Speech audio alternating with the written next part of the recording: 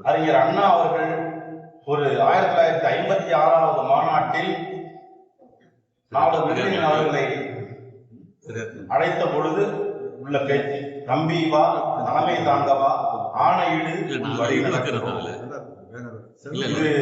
இது உலக புகழ்பெற்ற பேச்சு என்று சொல்வார்கள்.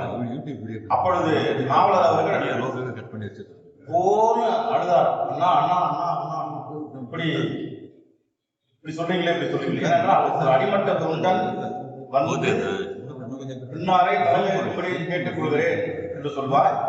அதை நான் வழிமொழிகிறேன் ஒருத்தர் சொல்வார். அந்த ஒரு காரியத்தை அவ்வளவு பெரிய தலைவர் அதை சொன்னார். அதே போல என்னை சிறு பிள்ளையிலிருந்து பார்த்து என் வளர்ச்சியை அனுகூலமாக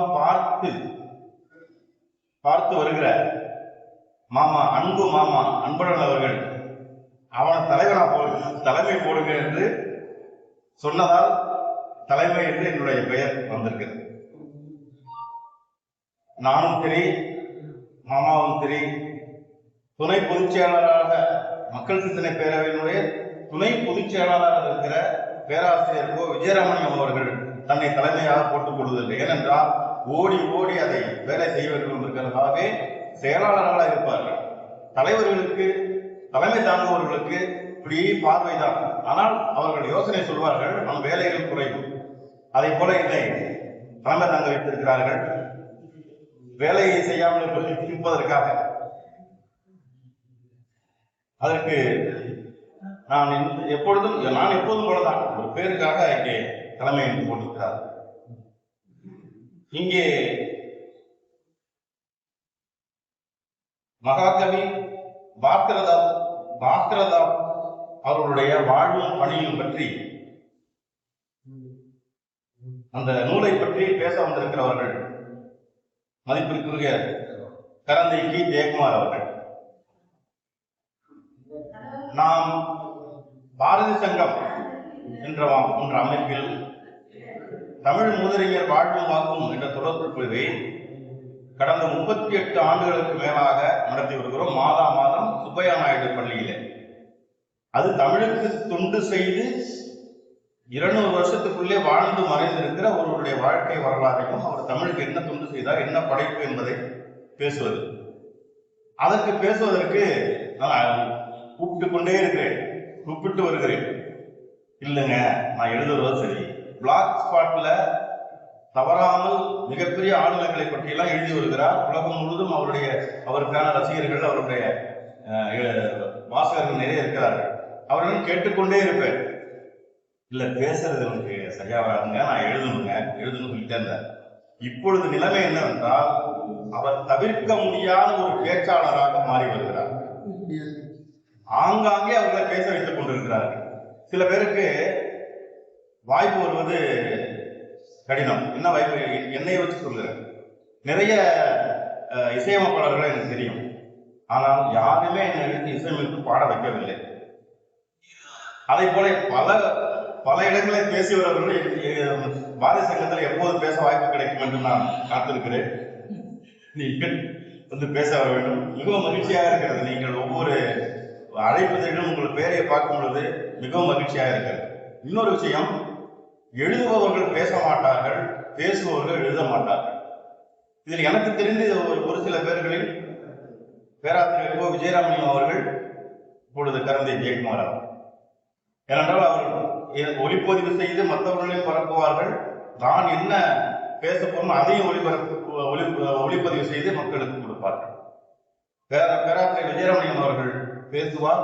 அது அப்படியே அச்சில் புத்தகமாக ஒரு நாள் வரும். ஏற்கனவே வந்திருக்கிறது, இனி பேசுவதும் வரும்.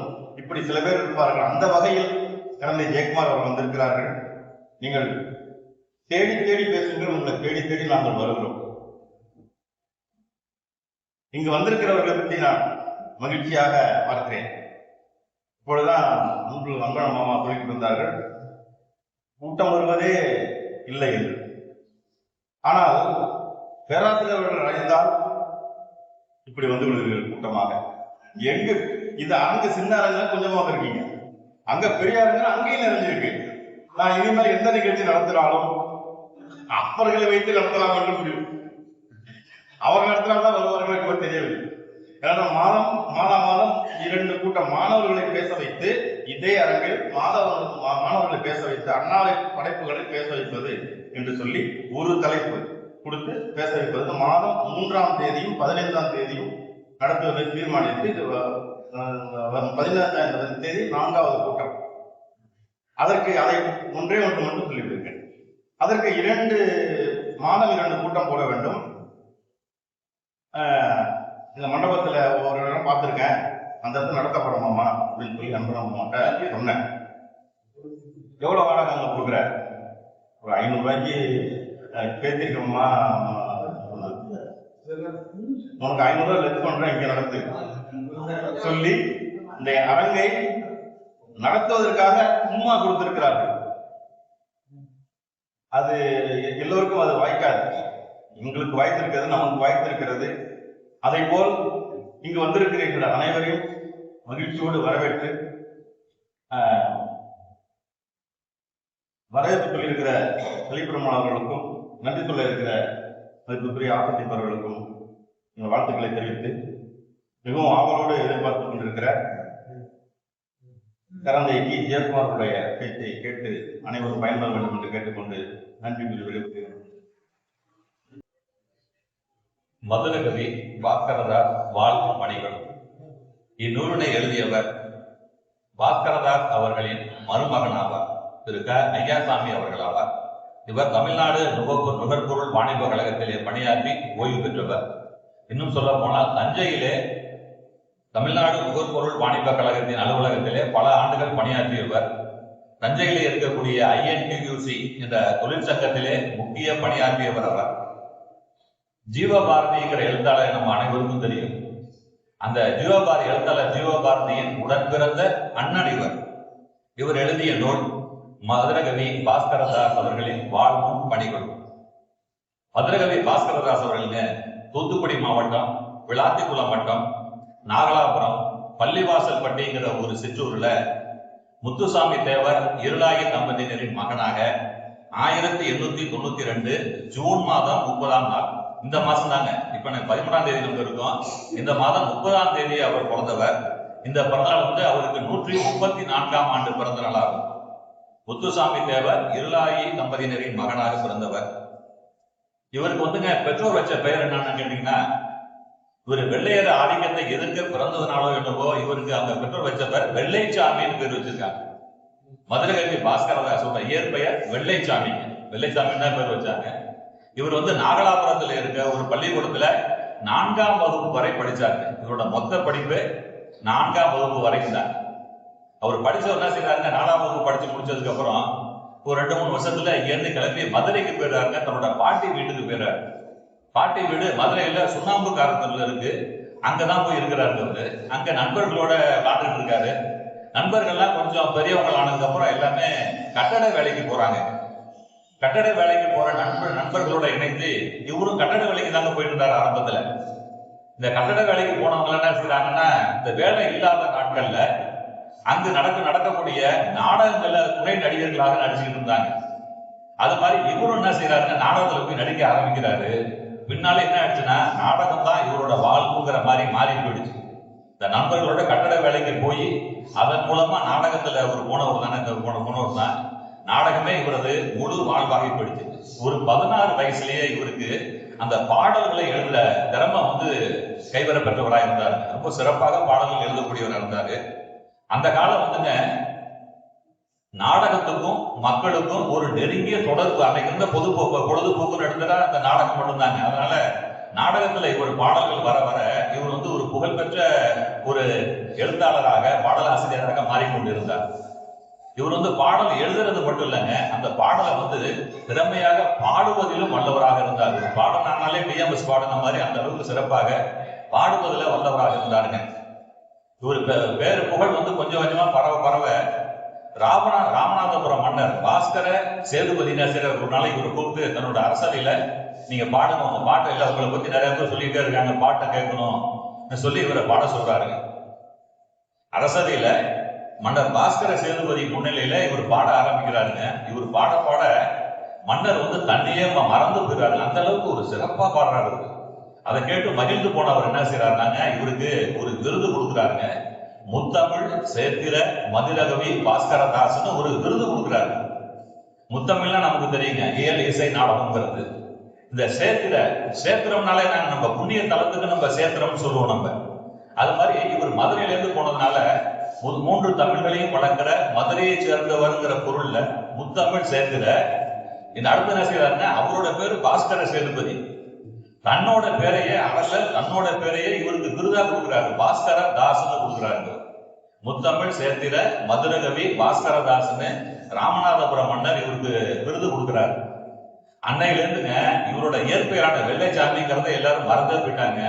பாஸ்கரதாஸ்ங்கிற பேர் தாங்க வரலாற்றுல கடைசி வரைக்கும் நிலைச்சிருந்த பேருங்க. இவரோட குடும்பம்னு எடுத்துக்கிட்டோம்னா இவருக்கு வந்து 2 மனைவிங்க. அந்த காலத்துல எல்லாருமே 2 மனைவி 3 மனைவி வச்சிருக்க ஒரு பெருமையா நினைச்ச காலங்க. இவங்க முதல் மனைவி பேரு அமிர்தம்னு பேருங்க. இவங்க யாருன்னு கேட்டீங்கன்னா, ராமநாதபுரம் முடக்குறிச்சி மாவட்டத்துல இருக்க ஒரு காங்கிரஸ் தியாகி தினகரன். இந்த தினகரன்கிறவர் தாங்க முதல்ல அந்த தினகரன் இதழையே இவர் தான் ஆரம்பிச்சான்னு சொல்றாங்க. முதல்ல ஆரம்பித்தவர் இந்த தினகரன் ஆகிறாங்க. அவரோட ஒரே தங்கை அமிர்தம்ங்கிறவரை இவர் திருமணம் செஞ்சுக்கிறாரு. பிறகு என்ன செய்யறாருன்னா, தன்னோட சொந்த அத்தை பொண்ணு ஒண்டி அம்மாள்னு அவங்கள 2வது திருமணம் பண்ணிக்கிறார். 2 மனைவிகள் இருக்காங்க. இந்த முதல் மனைவி அமிர்தத்துக்கு பாத்தீங்கன்னாங்க 2 பொண்ணுங்க, பாக்கியலட்சுமி மருதமுத்துன்னு 2 பொண்ணுங்க அவங்களுக்கு. இந்த அத்தை பொண்ணை திருமணம் செஞ்சா ஒண்டி அம்மாளுங்க, அவங்களுக்கு நினைச்சு பார்த்தா நீ மலப்பா இருக்கு. அவங்களுக்கு 14 பேர், 14 குழந்தைங்க. கடைசி காலம் வரைக்கும் 47-50 வயசு ஆகிற வரைக்கும் இவருக்கு குழந்தை பிறந்துகிட்டே இருந்திருக்குங்க. 14 பேருங்க. அதுல 2 ஒரு பையனும் ஒரு பொண்ணு மட்டுங்க ஒரு சிறு வயதிலே இறந்து போயிடுறாங்க. 12 பேர் கடைசி வரைக்கும் நலமோட இருக்காங்க. அவங்க பேரெல்லாம் பாத்தீங்கன்னா, பையன்கள் எடுத்தோம்னா தினகரன் வேலுச்சாமி, சேதுபதி, மருது பாண்டியன், காந்தி, ராஜாராமன், மனோகரன், தினகரன். பெண்கள் பேரு பொன்னம்மாள், சரஸ்வதி, இந்திராணி, ஜானகி, முத்துலட்சுமி, காந்திமதி, கமலம்ங்க. இவர் தன்னோட முதல் மனைவி மூலமா வந்து அவரோட மைத்துனர் கல்லங்க தினகரன். அவர் மேல உள்ள ஒரு பற்றனாலங்க 2 பையன்களுக்கு அவர் பேரே வைக்கிறார் தினகரன். ஒரு பையன் பேரு தினகரன் வேலுச்சாமின்னு பேர் வைக்கிறாரு. இன்னொரு பையனுக்கு தினகரன்னே பேர் வைக்கிறாரு. 2 பேருக்கு தினகரன் பேர் வச்சிருக்காரு. அதே மாதிரி தனக்கு விருது கொடுத்த அந்த பாஸ்கரதாஸ் சேதுபதி மன்னர் நினைவாக ஒரு பையனுக்கு சேதுபதினே பேர் வைக்கிறாருங்க. அந்த மீதி பேரெல்லாம் பாத்தீங்கன்னா ஒரு 5 பேருங்க. சரஸ்வதி, இந்திராணி, ஜானகி, முத்துலட்சுமி, காந்திமதி, கமலம்ங்கிறதுலாங்க அந்த காலத்துல வந்து ரொம்ப சிறப்பா புகழ் வாய்ந்த நாடக நடிகைகளின் பேரையே தன்னோட பெண்களுக்கு வச்சிருக்காங்க. ஒரு 2 பேர் மட்டும் அது இறந்து போயிட்டாங்க. ஒரு பையன் காந்தின்னு ஒரு பையனுக்கு பேர் வச்சிருக்காரு. அந்த பையன் சிறு வயதுல இறந்து போயிட்டாப்ல. ஒரு பொண்ணுல வந்து பொன்னம்மாள்ங்கிறவங்களும் சிறு வயதுல இறந்து போயிட்டாங்க. மொத்தம் வந்து 6 பையன்களும் 6 பொண்ணுங்களும் கடைசி வரைக்கும் இருந்திருக்காங்க. இதை நினைச்சு பார்த்தாங்க ஒரு ஆச்சரியமா இருக்கு. இந்த 2வது மனைவிக்கு கிட்டத்தட்ட 12 குழந்தைங்க. முதல் மனைவிக்கு 2 பேரு, மொத்தம் 14 ஆச்சுங்க. 2 மனைவிகளை கணக்கு சேர்த்துங்க 16 பேர் ஆயிட்டாங்க. இவரு ஒருத்தர் 17, இவங்க அப்பா இவங்க அம்மா, மொத்தம் அந்த குடும்பத்துல இருந்தவங்க 19 பேருங்க. 19 பேர் இருந்திருக்காங்க. இப்ப நினைச்சு பார்த்தோம்னா சதா இருக்கு. எப்படி அந்த 19 பேரையும் இவர் தனியில 18 பேர் இருக்காங்க. இந்த 18 பேரை எப்படி இவர் வந்து கரை சேர்ந்திருப்பாரு, எப்படி அந்த காலத்துல அவ்வளவு பெரிய செஞ்சிருக்காருன்னு ஒரு வியப்பு வருதுங்க. இவர் எப்படி அது சாத்தியமாச்சுனாங்க, முதல்ல ராமநாதபுரம் மகாராஜா இவர் பாட்டை கேட்டுட்டு விருது கொடுத்துட்டாரு. இதே மாதிரி எட்டயபுரம் மகாராஜா காசி மகாராஜா என்ன செய்யறாருன்னு ஒரு தடவை இவர் கூப்பிட்டு நல்லா பாடுங்க இல்லாம நீங்க பாடுங்கன்னு அரசவையில பாட சொல்றாரு. இவர் பாட்டை கேட்டனே அவர் மெய் மறந்து போய் அவர் விருது கொடுக்காம நினைச்சிட்டாருன்னா இடங்களை வந்து வாரி வளர்க்கிறாரு. வயல்வெளிகளை விவசாயம் செய்கிற வயல்களை அவ்வளவு வயல் கொடுக்குறாரு. அது மாதிரி இல்லாம ஒரு கட்டடம் கட்டுற மாதிரியான இடங்களை இவர் இருந்தது நாகலாபுரம் பேருந்து நிலையத்துக்கு இடத்துக்கு பக்கத்துல ஒரு பெரிய இடத்தை இவருக்கு வந்து தானமா கொடுக்குறாரு. நம்ம நிறைய பேரை கேள்விப்பட்டோம், தமிழறிஞர்கள்லாம் கடைசி வரைக்கும் அவங்க வந்து கஷ்டத்திலே இருந்தாங்க, மிகப்பெரிய தமிழறிஞர். ஆனா கடைசி வரைக்கும் அவங்க வறுமையிலே இருந்தாங்கன்னு. ஆனா இவங்க நாடகத்துறையில இருந்தாலுங்க கடைசி வரைக்கும் எல்லாத்துலயும் கவனமா இருந்திருக்காரு. நாடகத்தையும் பார்த்துக்கிட்டாரு, விவசாயத்தை கடைசி வரைக்கும் விடாம பார்த்துக்கிட்டாருங்க, தான் குடும்பத்தையும் பார்த்துக்கிட்டாரு. நல்ல கடைசி வரைக்கும் இந்த வறுமைங்கிறதே இல்லாம இருந்துட்டாரு. அதுக்கு காரணம் விவசாயத்தை தொடர்ந்து பார்த்தாருங்க. இந்த அரசு கொடுத்த இடம் இருக்குல்லங்க, ராஜா கொடுத்த இடம் நாகலாபுரம் பேருந்து நிலையத்துக்கு பக்கத்துல, அதுல கடை கட்டினாருங்க. 1-2 கடை இல்லைங்க, 40 கடை கட்டியிருக்காரு. அப்ப எவ்வளவு ஒரு இடம் கொடுத்துருப்பாரு பாருங்க. 40 கடை, கிட்டத்தட்ட நாகலாபுரம் கடை தெருவு இவருக்கு தான் சொந்தமா இருந்திருக்கு. அந்த அளவுக்கு 40 கடைகளை கட்டி அதுல வர வருமானத்தை குடும்பத்துக்கு செலவு பண்ணிட்டு கடைசி வரைக்கும் பொருளாதார ரீதியா அவரு எந்த விதமான ஒரு தேக்க நிலையும் போகாம இருந்திருக்காரு. இவர் வந்துங்க இயல், இசை, நாடகம்ங்கிற முத்தமிழும் கைவரப்பட்டவராக இருந்திருக்காங்க. நாடகத்தை பொறுத்தீங்கன்னா நாடகம் எழுதுவார், இவரே சொந்தமா நாடகம் எழுதுவாங்க. நாடகத்துக்கான அந்த திரைக்கதை எழுதுவாப்புல, அதற்கான வசனங்கள் இவரே எழுதுவாரு.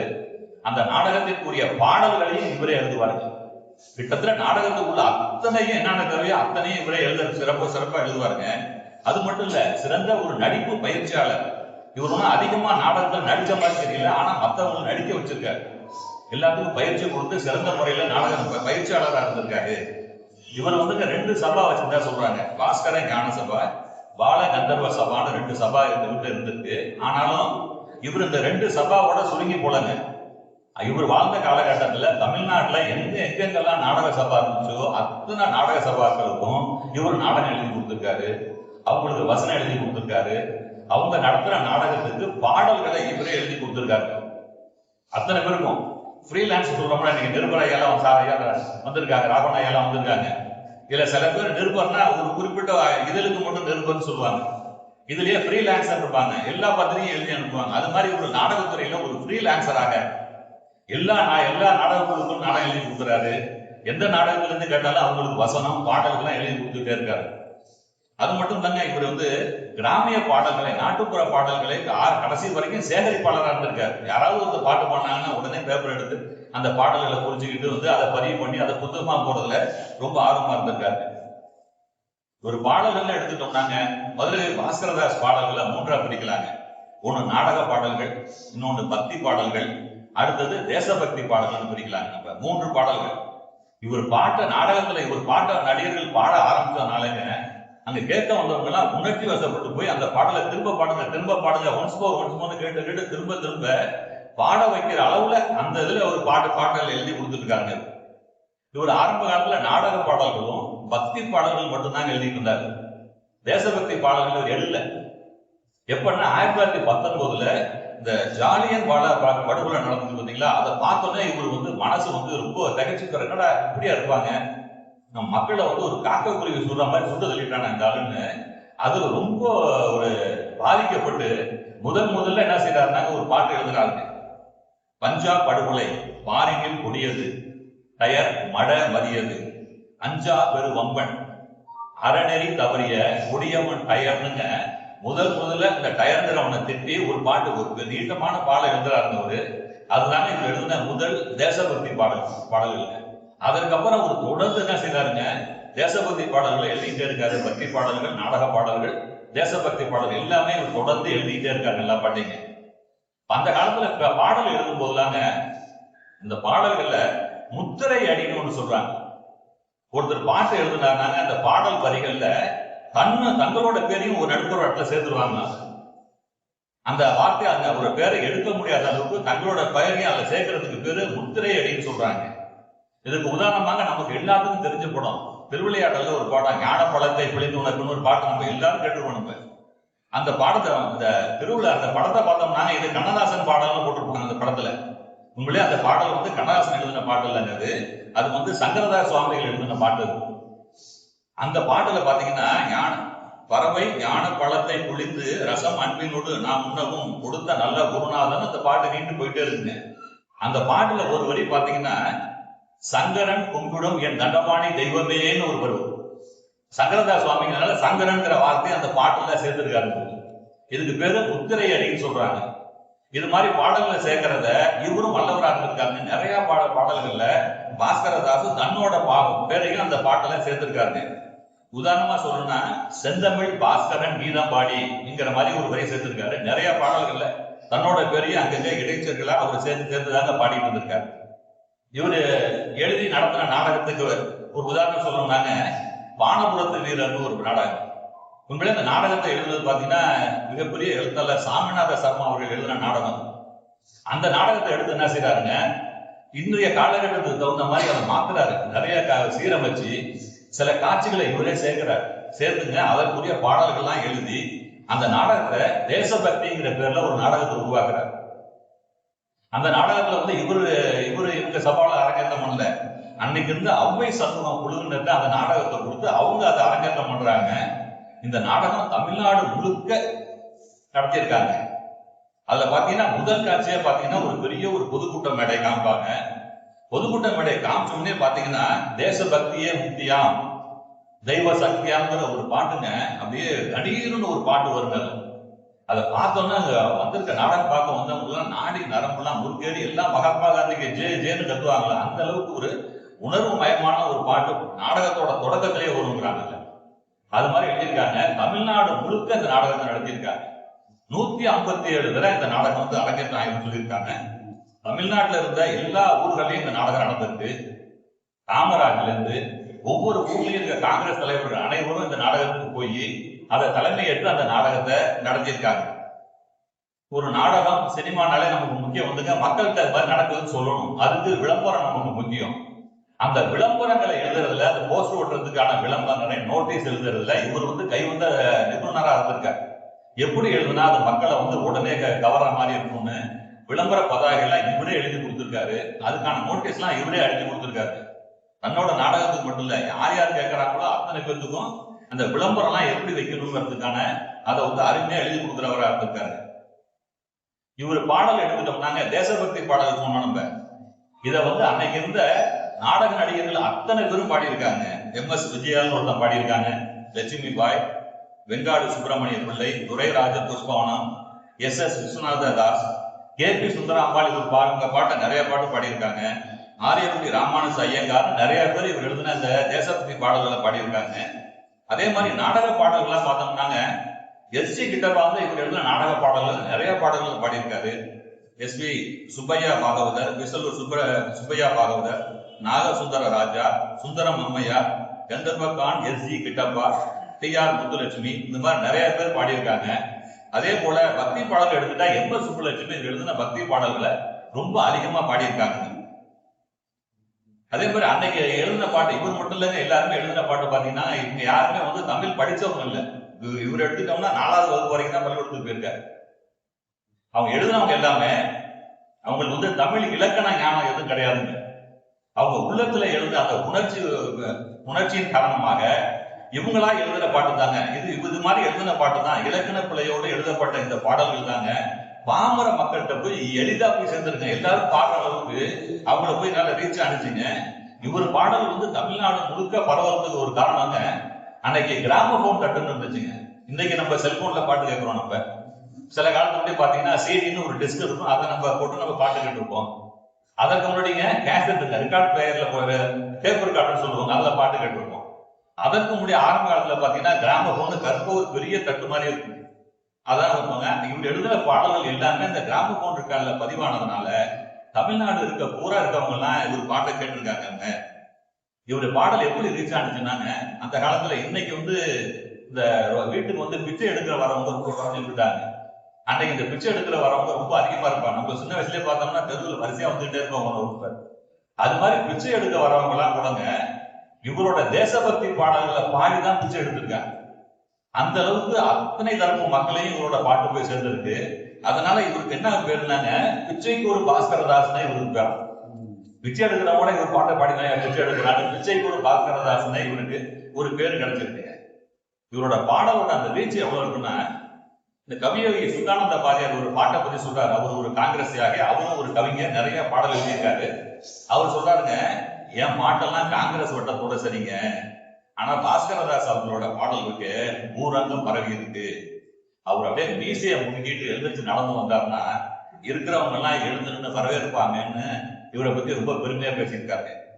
அதே மாதிரி கவிஞர் சிலோன் விஜயேந்திரன் சொல்றாரு, வீர ரசத்துடன் நவரசமும் கொட்டும் பாடல்களை தந்தவர், மதுர கீதங்களை தந்தவர்னு இவரை வந்து போற்றி போடுறாருங்க. அதனால இந்த கிராமபோன் ரெக்கார்டால இவரு தமிழ்நாடு முழுக்க இவர் பாடல் பரவிடுச்சுங்க. அந்த காலத்துல வந்து சுதந்திர உணர்வை தூண்டி நாடகம் போட்டாங்கனாலே போலீஸ் கெடுபிடி இருக்குதான் செய்யுங்க. இவர் நடத்துற ஒவ்வொரு நாடகத்துக்கும் பாத்தீங்கன்னா போலீஸ் வந்துருவாங்க, எண்ணற்ற போலீஸ் வந்துருவாங்க. பல நாட்கள்ல பாதி நாடகத்தை நிறுத்திடுவாங்க. இன்னும் இவர் சில நாடகத்துக்கு போகும்போது இவர் அந்த ஒத்திகை பார்க்கும் போது என்ன செய்வாங்கன்னா அப்பயே காவல்துறை வந்துருவாங்களாம். அவர் பேசுற வசனம் எல்லாம் கேட்டு இந்த நாடகத்தை நடத்தக்கூடாதுன்னு பிரச்சனை பண்ணிடுங்க பல முறை.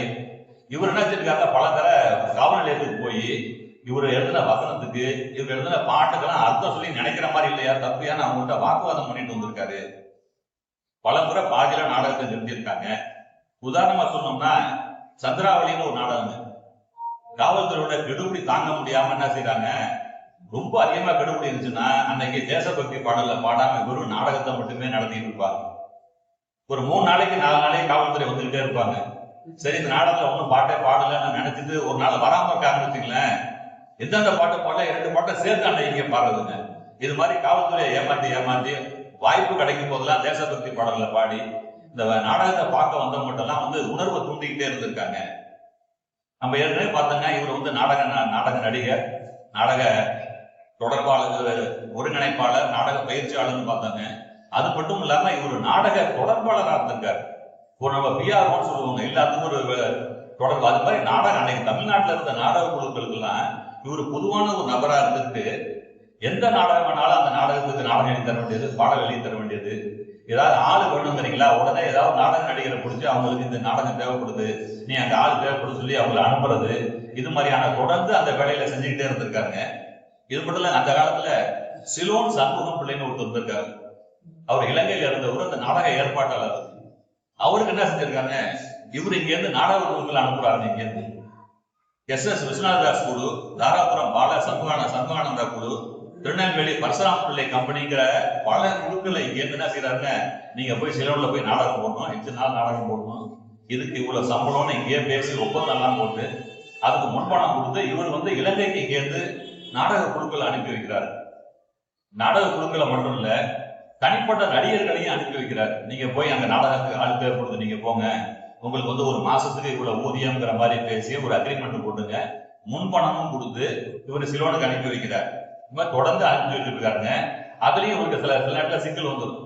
ரத்னாபாய்ங்கிறவங்களையும் ஒரு நடிகைய அவங்களோட சேர்ந்து ஒரு 4-5 பேரை ஒரு அக்ரிமெண்ட் போட்டு சிலோனுக்கு போக சொல்லி முன்பணம் எல்லாம் கொடுத்துறாருங்க. ஆனா அந்த அம்மா போவே இல்லைங்க, சிலோனுக்கு போகாம பாட்டு விட்டுறாங்க. இவர் சொல்லி பாக்குறாரு, அவங்க கேட்கவே இல்லை. உடனே நீதிமன்றத்துக்கு போய் வழக்கு கொடுத்து இது மாதிரி அட்வான்ஸ் வாங்கிட்டு இந்த மீறிட்டாங்கன்னு சொல்லி அவங்க மேல வழக்கு கொடுத்து தண்ட தொகை வசூல் பண்ணி அவங்கள்ட்ட இந்த கொடுத்த பணத்தையும் திருப்பி வாங்கியிருக்காங்க. அது மட்டும் இல்ல, இவரே 3 முறை யாழ்ப்பாணத்துக்கு போயிட்டு வந்திருக்காரு. ஒவ்வொரு முறையும் சென்னைக்கு சென்னையில இருந்து ட்ரெயின் ஏறி மண்டபம் கேம்ப் வரைக்கும் போறதுங்க. மண்டபம் கேம்ப்ல இருந்து தனுஷ்கோடி போய் தனுஷ்கோடியில இருந்து தலைமன்னார் வரைக்கும் லான்ச் விசைப்படகுல போறது, தலைமன்னார்ல இருந்து யாழ்ப்பாணத்துக்கு ட்ரெயின் இருக்காங்க, அந்த ட்ரெயின்ல போயிருக்காருங்க. அங்க 3 முறை போயிட்டு வந்திருக்காரு. இவரோட நாடகங்கள்னு பார்த்துட்டோம்னாங்க, கோவல நாடகம் நடத்திருக்காரு. இந்த கோவல நாடகத்தை பார்த்துட்டு இலங்கையில இருக்கவங்க எல்லாம் சந்தோஷப்பட்டு நாடகம் முடிஞ்சவங்க அந்த நாடகத்தில் நடிச்சவங்க எல்லாம் அப்படியே கட்டி முடிச்சு முத்தம் கொடுத்துருக்காங்க. அந்த அளவுக்கு சிறப்பாக இவரோட கோவல நாடகத்தை அங்க நடத்தியிருக்காங்க. அதே மாதிரி நல்ல தங்காள், கிருஷ்ணலீலா, வள்ளி திருமணங்கிற நாடகத்தெல்லாம் அங்க நடத்தியிருக்காருங்க. அங்க போனப்போ நடந்த ஒரு சம்பவம் என்னன்னு கேட்டீங்கன்னா, இவரோட பொட்டி காணப்படுத்தி அவனும் கேட்டுட்டு விட்டாங்க. ஒரு 75 ரூபாய் பணம் வச்சிருந்திருக்காரு. இவர் இலங்கையில இருக்கும் போது ஒரு செய்தி வருது, பொண்ணு உங்களுக்கு குழந்தை பிறந்திருக்குன்னு. அந்த குழந்தைக்கு என்ன செய்யறாரு, துணியை எடுத்துட்டு ஒரு தங்க சங்கிலி வாங்கி வச்சிருந்திருக்காரு அந்த பொட்டியில, அதையும் திருடிட்டு போயிடுறாங்க. கிட்டத்தட்ட ஒரு 200 ரூபாய் மதிப்புள்ள பொருளோட அந்த ஒரு பொட்டியை திருடிட்டு போயிட்டு அதை பதிவு பண்ணி வச்சிருக்காரு. அதை பிற்காலத்துல அவர் யோசனை பண்ணி பாக்குறாங்க, சிறந்த நடிகரா இருக்காரு, நடிக்க தொடர்பாளரா இருக்காரு, நம்ம நாடகத்துக்கு ஏதாவது ஒண்ணு செய்யணும்னு நினைச்சோம்னா, நம்ம என்னதான் ஒரு புகழ்பெற்ற மனிதரா இருந்தாலும், எல்லாருக்கும் தெரிஞ்ச மனிதரா இருந்தாலும், ஒரு அரசுக்கு ஒரு காரியத்தை சாதிக்கணும்னா நம்ம தனியா ஒரு ஆளா போய் நின்னோம்னா காரியம் சாதிக்க முடியாது. நம்மளால ஒரு அமைப்பு ரீதியா போனாதான் நமக்கு வலு சேர்க்கணும்னு சொல்லிட்டுங்க, இவர் தாங்க முதல்ல தமிழ் நாடக நடிகர் சங்கம்ங்கிறத இவர் தான் முதல்ல ஆரம்பிக்கிறார். 1923ஆம் ஆண்டு மே மாசம் 30ஆம் நாள் இவர் மதுரையில இவர் உழுந்த அதே சுண்ணாம்புக்காரங்க வெளியேங்க இவர் ஒரு நாடக நடிகர் சங்கத்தை ஆரம்பிக்கிறாரு. இந்த நாடக நடிகர் சங்கத்தோட தலைவராக இவரும் நடராஜ பிள்ளைங்கிற ஒரு செயலாளரும் இருந்திருக்காங்க. பல வருடங்கள் இவர் தலைவராக இருந்து அந்த நாடக நடிகர் சங்கத்தை வழி நடத்தியிருக்காரு. ஒரு அமைப்புன்னு ஏற்படுத்தணும்னா அதுக்கு நோக்கங்கள்னு சொல்லணும்லங்க, ஒரு குறிக்கோள் இருக்கணும் நமக்கு. அது குறிக்கோள்னு சொல்றாங்கன்னா ஒரு நாடக நடிகர் சங்கம் தான். அது தமிழ் நாடக நடிகர் சங்கம்னு ஆரம்பிக்கிறாரு. அப்படின்னா இருக்கணும், குறிக்கோள் வைக்கணுங்க. நாடகத்தோட முன்னேற்றம், நடிகர்களோட முன்னேற்றம்னு வைக்கணும். ஆனா குறிக்கோள் அவர் என்ன சொல்றாருனாங்க, நடிகர் முன்னேற்றம் அது பொதுவானது. அதுக்கப்புறம் தான் சொல்றாரு தேச தொண்டு. தமிழ் நாடக நடிகர் சங்கத்தோட குறிக்கோள்ல ஒண்ணு தேச தொண்டு. அடுத்தது கதர் பிரச்சாரம், மது விலக்கு, தீண்டாமை ஒழிப்பு. இதெல்லாம் வந்து நாடக நடிகர் சங்கத்தோட குறிக்கோளா அவர் வைக்கிறாருங்க. நடிகர் முன்னேற்றம், தேச தொண்டு, கதர் பிரச்சாரம், மது விலக்கு, தீண்டாமை ஒழிப்பு எல்லாம் ஒரு கொள்கையா வச்சுட்டு அந்த நாடக நடிகர் சங்கத்தை ஆரம்பிக்கிறாருங்க. இந்த நாடக இப்ப எல்லாத்துக்கும் தொட்டதொண்ணூறுக்கு நம்ம வரி போடுவாங்க, எல்லாத்துக்கும் நம்ம வரி செலுத்திட்டு தான் இருக்கோம். நம்ம அந்த காலத்துல நாடகத்துக்கே ஒரு வரி இருந்திருக்குங்க. அதுக்கு பேரு தமாஷா வரின்னு பேரு. இந்த நடிகர் சங்கம் ஏற்படுத்துறது மூலமாங்க இவரு போய் என்ன செய்யறாருங்க, அந்த நடிகர் சங்க தலைவருங்கிற முறையில அரசாங்கத்துக்கு பேசி தமிழ்நாடு முழுக்க அந்த தமாஷா வரியை நீக்கிறாருங்க. இவருதான் நீக்கிறாரு, முதல்ல நீக்கிறாரு, அதுக்கான முயற்சி எடுத்து நீக்கிறாருங்க. அதே மாதிரி நாடக நடிகர் சங்கத்தின் தரப்பாக 1931 முதலாவது மாநாடு நடத்துறாருங்க. எல்லா தமிழ்நாடு முழுக்க நாடக நடிகர்கள்லாம் ஒன்னா சேர்ந்து அவர்களுக்காக ஒரு மாநில மாநாடை நடத்துறாரு. அதுக்கு பிறகு 44ஆம் வருஷத்துல நாடக கலை அபிவிருத்தி மாநாடுன்னு ஒரு பெரிய பிரம்மாண்டமான மாநாடு நடத்துறாருங்க. அதுல பாத்தீங்கன்னா ஆர்.கே. சண்முகம் செட்டியார் தான் தலைமையில் நடத்துறாங்க. அன்னைக்கு இருந்த Kalaivanar என்.எஸ். Krishnan, MK. Thyagaraja Bhagavathar, சி.என். Annadurai, Thyagaraja Bhagavathar, DK. Shanmugam, TR. விஸ்வநாத்ல இருந்து அன்னைக்கு இருந்த தலைவர்கள் அத்தனை பேரும் இந்த நாடக கலை அபிவிருத்தி மாநாட்டுல கலந்துகிட்டு பேசியிருக்காங்க. இவர் வந்துங்க நாடக நடிகரா இருக்காரு, பயிற்றுனரா இருக்காரு, ஒருங்கிணைப்பாளர், நாடக தொடர்பாளர் பார்த்தாங்க. இவர் எந்த நாடகத்துக்கு போனாலுங்க அந்த நடிகர்கள்ட்ட பேசுறது ஒரு பழக்கமா வச்சிருந்தார். நடிகர் ஒரு நாடக ஒரு குழு நடத்தோம்னா 20 பேர் 30 பேர் இருப்பாங்க. அது நடிகர் சங்கத்துல எல்லாம் போனோம்னாங்க அவர்கள்ட்ட ஒரு பிரச்சாரம் பண்ற மாதிரி பேசுறாருங்க. அவர் பேசுற தலைப்பு எல்லாம் பாத்தீங்கன்னா நாடக கலையின் தற்கால நிலைமைங்கிற தலைப்புல நாடக போய் அவங்கள்ட்ட அதிகமா பேசியிருக்காரு. நாடக நடிகர்கள்ட்ட போய் மதுவிலக்கின் அவசியம்ங்கிற தலைப்புல ஒரு முறை அருமையான ஒரு சொற்பொழிவு நடத்தியிருக்காருங்க. அதே மாதிரி சபா நடிகர்களின் தேக அமைப்பு, நாடகம் நடிக்க வந்துட்டியா உடம்பு நீ பாத்துக்கணும், நீனு சும்மா நோஞ்சா மாதிரி இருந்தா நாடகம் நல்லா இருக்கு, அப்புறம் உடம்பு எப்படி பாதுகாத்துக்கிறதுங்கிறதுக்கு ஒரு பேச்சு பேசியிருக்காரு. அவங்களுக்கு ஜீரணத்தன்மை, பழுதில்லாத ஜீரணத்தன்மை இருக்கும் நடிகர்களுக்கு. அதே மாதிரி வசீகர குரல் இருக்கும் நாடக நடிகர்களுக்குன்னா சாதாரணமா பேசினா எடுபடாது, அதனால எப்படி அந்த குரல் வளர்த்துக்கிறதுன்னு பேசியிருக்காங்க. நீங்க நல்லா மனப்பாடம் பண்ணி வசனத்தை பேசினா மட்டும் பத்தாதுங்க, இந்த நாடக நடிகர்களுக்கு சரித்திர ஞானம் இருக்கணும், அதை சொல்லியிருக்காரு. படிக்கணுங்கிறாரு, படிப்பு அவசியங்கிறாரு. சும்மா ஒண்ணுமே இல்லாம வந்து நாடகம் நடிக்க கூடாது, அவர்களுக்கு சரித்திர ஞானம் இருக்கணும், படிப்பு அறிவு அவசியம்ங்கிறதுக்கு பேசியிருக்காருங்க. நாடக நடிகர்களுக்கு சுவாச பயிற்சியை பத்தி வகுப்பு எடுத்திருக்காரு. ஒரு 10 நிமிஷம் 15 நிமிஷம் மூச்சை பிடிக்காம பேசணும்னா மூச்சு வாங்கினா நாடகமே கட்டுப்படுங்க. அதனால அவர்களுக்கு மூச்சு பயிற்சியோட அவசியத்தையும் அதை எப்படி நம்ம கடைபிடிக்கிறதுங்கிறது பேசியிருக்காரு. ஏதாவது உடம்பு சரியில்லாம போயிடுச்சுன்னா எப்படி கசாயம் காய்ச்சி குடிக்கிறதுன்னு பாடம் நடத்தியிருக்காரு. இந்த இறைச்சல் கடுப்புக்கெல்லாம் எப்படி மருந்து தயாரிக்கிறத இவர் சொல்லி வகுப்படுத்திருக்காரு. தேச சேவையோட அவசியம், நாட்டுக்காக நம்ம எப்படி உழைக்கணும் அதோட அவசியம் என்னங்கிறத பத்தி பேசியிருக்காரு. நாடக கலையின் பரந்த மனம்ங்கிற தலைப்புல பேசியிருக்காருங்க. நடிகர்களுக்கு தேசிய உணர்வு அவசியமா இருக்கணும்னு அந்த தலைப்புல பேசியிருக்காரு. இந்த நாடக கலையோட தொழில்நுட்ப வளர்ச்சி, தொழில்நுட்பங்கள்ங்கிற பேர்ல நிறைய பேசுறீங்க மாதிரி நாடக நடிகர் போனா சும்மா நாடகத்தை நடிக்க வச்சுட்டு வர்றதில்ல, அவங்கள்ட்ட பல்வேறு தலைப்புகளை நாடக குழுக்கள்ல நடிக்கிற நாடக நடிகர்கள்ட்ட பேசிக்கிட்டே இருந்திருக்காங்க. அந்த ஏற்கனவே பார்த்தங்க, அந்த காலத்துல இவரோட பாடல்கள்லாம் அதிகமா பரவுச்சுன்னா அது காரணம் வந்து கிராமபோன் ரெக்கார்டு. அன்னைக்கு இருந்த கிராமபோன் ரெக்கார்டுலங்க இஸ் மாஸ்டர்ஸ் வாய்ஸ்னு ஒரு கம்பெனி இருக்கு. இப்ப எல்லாரும் பார்த்திருப்போம், ஒரு பெரிய ஒளிபரிக்க கூடிய ஒரு நாய் உட்கார்ந்து இருக்க மாதிரி ஒன்று இருக்குங்க. அந்த கிராமபோன் கம்பெனில இவர் மாச சம்பளத்துக்கு வேலை பார்த்திருக்காரு. போய் மாசம் 120 ரூபாய் சம்பளம் வாங்கியிருக்காரு. மாசம் 120 ரூபாய் சம்பளம் வாங்கிட்டு அங்க போய் அந்த கம்பெனிக்காக பாடல்கள் நிறைய எழுதி கொடுத்திருக்காரு. இவர் எழுதி கொடுக்க அன்னைக்கு இருந்த நாடக நடிகர்களை வச்சு அதை பாட வச்சு அதை பதிவு பண்ணி அதை கிராமபோன் ரெக்கார்டா வெளியிட்டு இருந்திருக்காங்க. ஒரு 5-6 மாசம் வேலை பார்க்கறாரு, ஏதோ ஒரு கருத்து வேறுபாடு இருக்கு, அங்க வேலையை ராஜினாமா பண்ணிட்டுங்க புரோட்காஸ்ட்னு இன்னொரு கம்பெனி இருக்குங்க, அது இந்த தட்டு தயாரிக்கிற கிராமபோன் தட்டு தயாரி, அதுல போய் வேலைக்கு சேர்றாருங்க. அதே 120 ரூபாய் சம்பளத்தை இங்க போய் வேலைக்கு சேர்றாருங்க. இவங்க என்ன செய்யறாங்க, இவங்க எழுதின பாடல்கள் இவர் நடிச்ச நாடகங்களை கூட அப்படியே ஒளித்தட்டா வெளியிடுறாங்க. வெளியிட்டு அது ஒரு வெளியீட்டு விழாவே நடத்தியிருக்காங்க.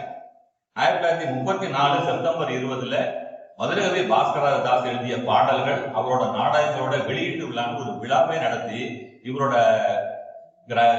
கிராமபோன் ரெக்கார்டை பூரா எல்லாம் வெளியிட்டு இருக்காங்க. அவங்க இதுல ஒரு சுவாரஸ்யமான விஷயங்க, ஒரு 1934லயேங்க இந்த வாங்கின 120 ரூபாய் சம்பளத்துக்கு 13 ரூபா 2 அணா வருமான வரி கட்டியிருக்காரு. ஆச்சரியமா இருக்கு. 120 ரூபாய் சம்பளங்க, 13 ரூபாயும் 2 அணாவும் வருமான வரி செலுத்தினேன்னு அவர் டைரியில் எழுதியிருக்காரு. அது மாதிரி எழுதியிருக்காரு. இதனால கிராமபோன் கம்பெனியில் இருந்ததுனாலையும் இவர் பாடல் எழுதுனதுனாலையும் அன்றைக்கு இருந்த தமிழ் நாடக நடிகர்கள்ல இவர் பாட்டை பாடாத ஆளுங்கிறத யாருமே கிடையாதுங்க. அத்தனை பேரும் பாடிங்க. அன்னைக்கு தனியா பாடல்கள் இருக்க மாட்டாங்க, நாடகத்தில் நடிக்கிறவங்களே தான் பாடுவாங்க. அது மாதிரி அன்னைக்கு இருந்ததுல சுந்தராம்பாள்ல இருந்து சுப்புலட்சுமியில இருந்து அத்தனை பேரும் இவர் பாடல்களை பாடியிருக்காங்க. அதுக்கப்புறங்க இந்த நாடகம் போயிட்டே இருக்கும் போது என்னங்க, மெல்ல திரைப்படம் வந்து நுழையுதுங்க உண்டு. 1895 தாங்க முதல்ல திரைப்படம்னா எப்படி இருக்கும்னு கண்டுபிடிக்கிறாங்க. இவரே எழுதியிருக்காரு. 1925 இவரோட 38வது வயசுல மதுரையில மீனாட்சி பாப்புலர் தியேட்டர்ல ஒரு படம் பார்த்தேன்னு ஒரே பதிவு பண்ணியிருக்காரு. இது மாதிரி இந்த திரைப்படங்கள் வந்தோம்னா என்ன ஆகுதுங்க, இந்த நாடகம் பார்க்கிற மக்களோட அந்த மவுசு நாடகத்தின் மேல உள்ள ஒரு ஈர்ப்பு வந்து மனித அவங்களுக்கு குறையுது. அப்ப என்ன செய்யறாங்க, எல்லாம் சினிமா பார்த்தா போதுன்னு அங்க டைவர்ட் ஆக ஆரம்பிக்கிறாங்க.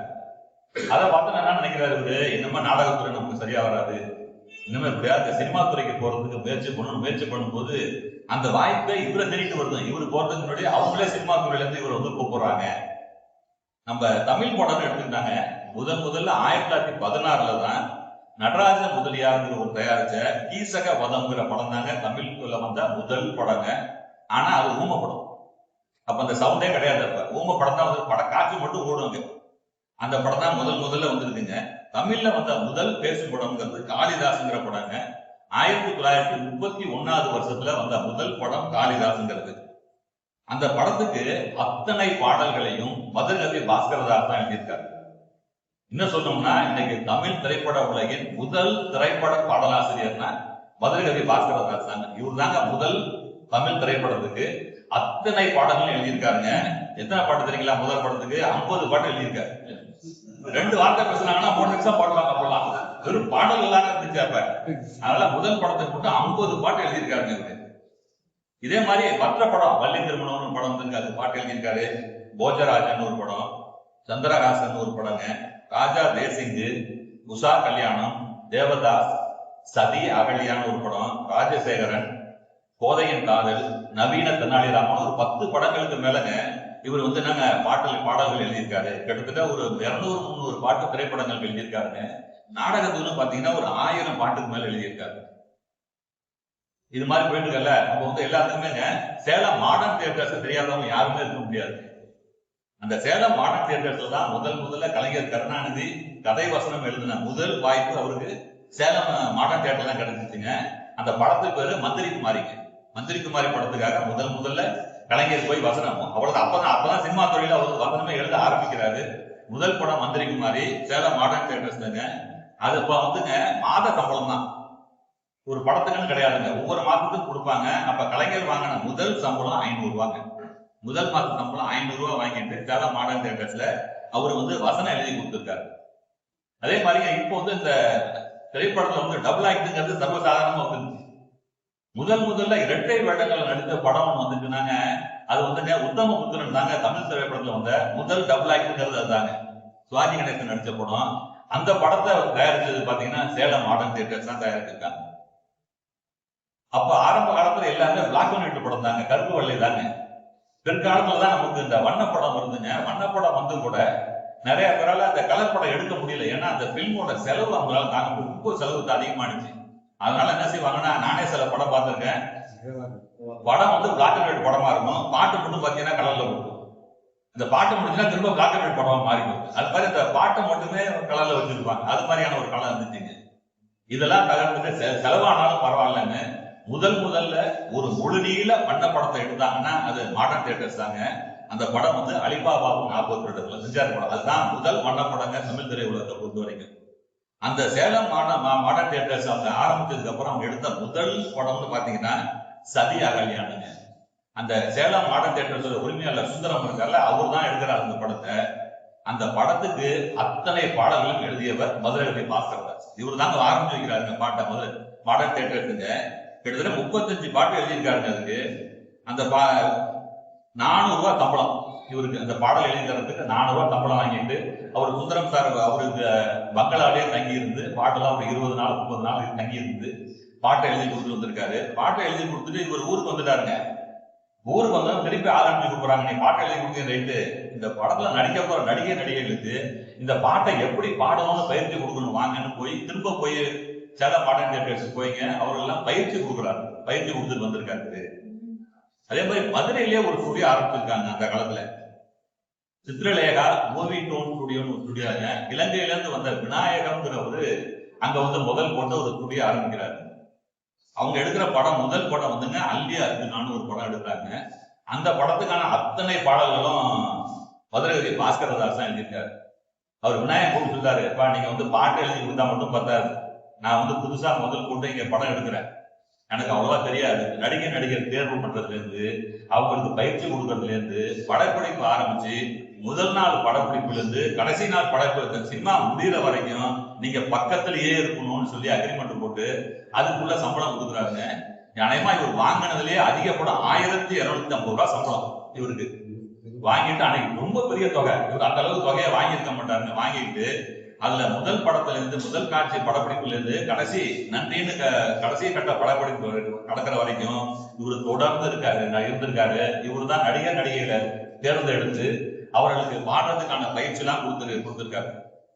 அதே மாதிரி பாஸ்கரதாஸ் பாத்தீங்கன்னா நிறைய இடத்துல நான் இன்னைக்கு போய் இந்த படத்தை பார்த்தேன் அந்த படத்தை பார்த்தேன் குறிப்பு எழுதிட்டே இருக்காரு. எப்பெல்லாம் நேரம் கிடைக்குதோ அப்பெல்லாம் தினமும் நாடகம் பார்க்க போயிருக்காரு, அப்பெல்லாம் சினிமா பார்க்க போயிருக்காரு. அவர் எழுதினதை பார்த்தாலேங்க வாமாவதியை தொடங்கி மந்திரி குமாரி மர்ம யோகி வரை 115 படம் பார்த்துதான் அவரு பதிவு பண்ணி வச்சிருக்காரு. இன்னைக்கு இந்த படத்துக்கு போனேன், இன்னைக்கு இந்த படத்துக்கு போனேன்னு அவர் பதிவு பண்ணது மட்டுமே 115 படம் இருக்குங்க அதுல. இப்போ வந்துங்க நம்ம சினிமா துறையை பத்தி நம்ம எல்லாருமே நம்ம யாரும் பெருமைப்படுற மாதிரி இல்லை, ஏதாவது வருத்தப்படுவோம், இன்னைக்கு இளைஞர்கள் வந்து சினிமா சீரழிச்சிருச்சு இது மாதிரிலாம் வருத்தப்படுறவங்க. இதை வந்து இவர் அன்றே உணர்ந்திருக்காரு. நமக்கு கவிஞர் காமு ஷெரீப் ஐயா தெரியும், அதான் கவிஞர் திருநாகரசு ஐயா வந்திருக்காங்க. இவங்களோட நெருங்கி பழகியவர் காமு ஷெரீப். அதான் வந்து கிட்டத்தட்ட தன்னோட நான் பெற்காத மகன் மாதிரி கடைசி வரைக்கும் நடத்தினவங்க. உங்க திரைப்படத்துல எண்ணற்ற பாடல்கள், அருமையான பாடல்கள், இன்னைக்கு கேட்கிற பாட்டு நிறைய பாட்டு எழுதுறவர் அவரு. ஆனா ஒரு காலகட்டத்துல இன்னுமா நம்ம பாட்டை எழுதக்கூடாதுன்னு அவரே விலகி போனார். அவருக்கு யாரும் வாய்ப்பு தராம இல்லைங்க. இந்த வந்த பாடல்கள்ல இரட்டை அர்த்த வசனத்தோட சில பாடல்கள் வர வர இன்னமா நம்ம இந்த ஃபீல்டுல இருக்கக்கூடாது, நம்ம போயிடுறதா மரியாதை ஒதுங்கி போயிட்டாரு.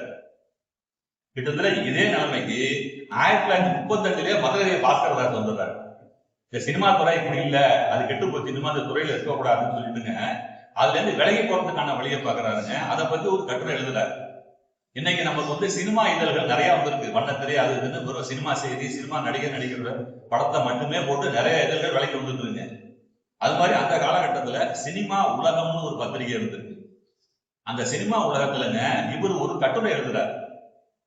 இன்றைய அன்றைய சினிமாவை பத்தி எழுதுறாருங்க. இந்த கட்டுரை வந்துங்க இன்னைக்கும் நமக்கு பொருத்தமாக இருக்கக்கூடிய ஒரு கட்டுரை. இன்னைய நிலைமை தான், அன்னைக்கு இருந்த நிலைமையும் இன்னைக்கு இருக்க ஒரு நிலைமையும் நம்ம ஒண்ணுதான். இன்னைக்கு நம்ம நிறைய பேர் சினிமா பார்த்துட்டு மலையாள படத்தை பார்த்துட்டு அருமையா எடுக்கிறாங்க மலையாள படத்தை, நம்மளால இந்த மாதிரி எடுக்க மாட்டேங்கன்னு வருத்தப்படுறோம் பார்த்தீங்களா. இதெல்லாம் மனசு 1935 எழுதியிருக்காரு. அந்த கட்டுரையோட பேரு தலைப்புங்க எனது பிரார்த்தனை. வேண்டுகோள் கூட சொல்ல, சாமிகிட்ட போனதான் பிரார்த்தனை பண்றோம் அது மாதிரி சொல்றாரு. எனது பிரார்த்தனைங்கிற தலைப்புல ஒரு கட்டுரை எழுதியிருக்காருங்க. அதை மட்டும் உங்கள்கிட்ட படிச்சு காட்டுறேன். 1935 எழுதினது எனது பிரார்த்தனை. இயற்கை எனும் காலச்சக்கரம் சுழன்று செல்லும் இந்நாளில் எத்தனையோ மாறுதல்கள் ஏற்பட்டு வருகின்றன. அதாவது ராஜ்ய உலகம், தேசிய உலகம், சமுதாய உலகம், வர்த்தக உலகம், புத்தக உலகம், இவையெல்லாம் கடந்து நிற்கும் வேதாந்த உலகம் கூட விரிந்து விரிந்து மாறுதலை அடைய காண்கிறோம். எல்லாமே மாறிக்கிட்டே இருக்கு, ஒவ்வொன்றும் எல்லா உலகமும். ஆனால் தற்காலம் மக்கள் மனதையும் அவர்கள் அரும்பாடுபட்டு தேடும் பணத்தையும் ஓய்வு கொள்ளும் உயரிய காலத்தையும் முற்றுகையிட்டு கொள்ளை கொண்டு வரும் எழுதுற சினிமாவை. மக்கள் அரும்பாடுபட்டு தேடிய பணத்தையும் ஓய்வு கொள்ளும் உயரிய காலத்தையும் முற்றுகையிட்டு கொள்ளை கொண்டு வரும் நமது தமிழ் பேசும் பாடும் வடக்காட்சி உலகம் மட்டும் உயர்ந்து சிறந்த உன்னத முறையில் மாறுதல் அடையாமல், இது மட்டும் எல்லாம் மாறிட்டு இந்த உலகத்துல, இந்த சினிமா மட்டும் மாறவே இல்லை, அப்படியே இருக்கு. மாறுதல் அடையாமல் என்ன எப்படி இருக்கிறாரு பாருங்க. பிற்போக்கான, ஆபாச, அவலட்சண, அர்த்தமற்ற, பொருத்தமற்ற, திருத்தமற்ற நிலையை அடைந்து வருவதை காணும் ஒவ்வொரு தமிழ் மகனும் கலை வளர்ச்சியில் கருத்துள்ளவனும் தேச முன்னேற்றத்தில் சிந்தை பதித்தவனும் வருந்தி கண்ணீர் வடியாமல் இருக்க முடியாது. இதை பற்றி எத்தனையோ கட்டுரைகள் வெளிவந்திருக்கின்றன, இன்று வரை ஒன்றும் பயனில்லை. அடுத்து சொல்றாரு, சமூகத்தின் அறிவையும் பொருளையும் நாள்தோறும் நஷ்டப்படுத்துகின்றன. இந்த சினிமா சொல்றாங்க, இந்த சமூகத்தோட பொருளையும் அறிவையும் நஷ்டப்படுத்திக்கிட்டே இருக்கு சினிமா. இந்நோயை களைவதற்கு தகுந்த மருந்து யாதெனில் அறிஞர்களும் செல்வந்தர்களும் சேர்ந்து தீமை நிராகரிப்பு சங்கம் என ஒரு தனி ஸ்தாபனம் நிறுவ வேண்டும். அதற்கென ஒரு தொண்டர் படையும் திரட்ட வேண்டும்.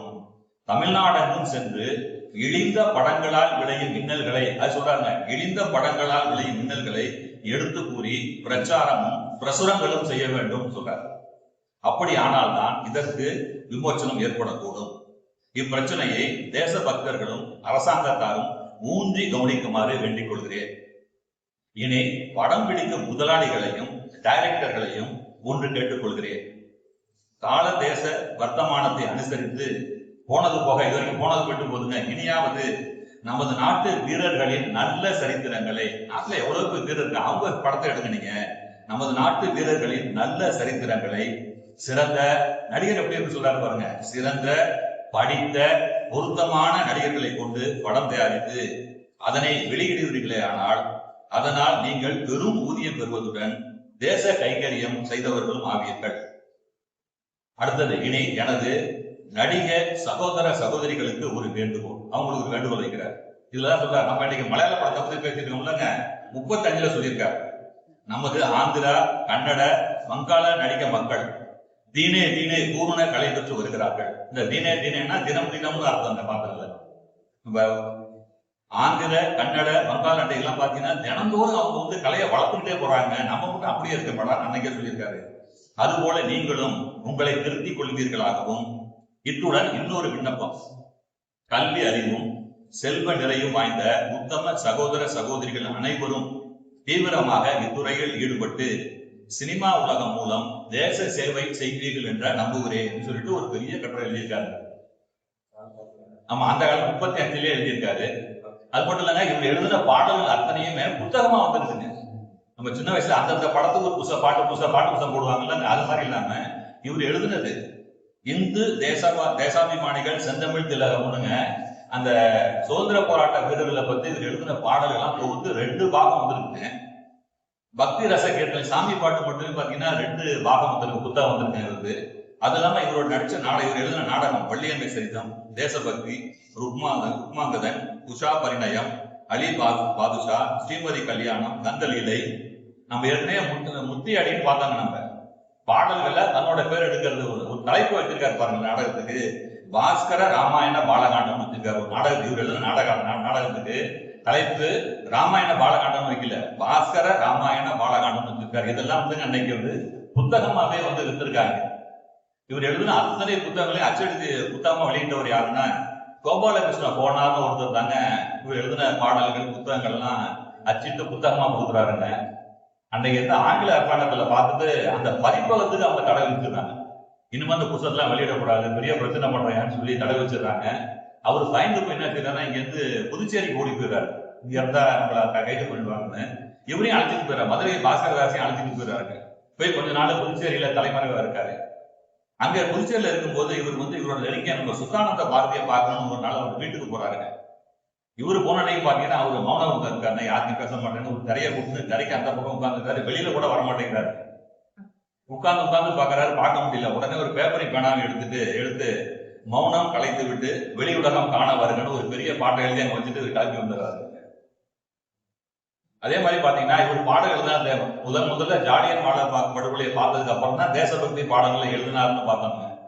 இவர் மட்டும்தாங்க இந்தியா சுதந்திர போராட்டத்தில் நடந்த ஒவ்வொரு காலகட்டத்துக்கும் ஒவ்வொரு மனிதரை பத்தியும் தொடர்ந்து பாட்டு எழுதியிருக்காரு.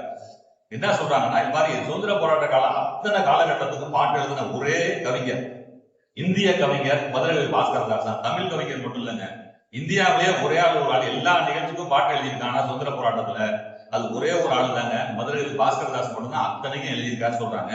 சில உதாரணம் மட்டும் சொல்றேன். 1931 பகத்சிங், ராஜகுரு, சுகதேவ் தூக்கில போடும்போது ஒரு பாட்டு எழுதுறாரு. சிறையில் கண்ணீர் வடித்தாள் பாரத மாதா, கரை ஒன்றும் இல்லா காளையர் மூவரை, ஒண்ணுமே தப்பு பண்ணலாங்க, கரை ஒன்றும் இல்லா காளையர் மூவரை கழுத்தை அறுத்ததினாலேன்னு சொல்லிட்டு அவங்கள பத்தி ஒரு நீண்ட பாடல் எழுதுறாரு. 1920 காந்தி ஒத்துழையாமை இயக்கத்தை அறிவிக்கும் போது அதை பத்தி ஒரு பாட்டு எழுதுறாரு.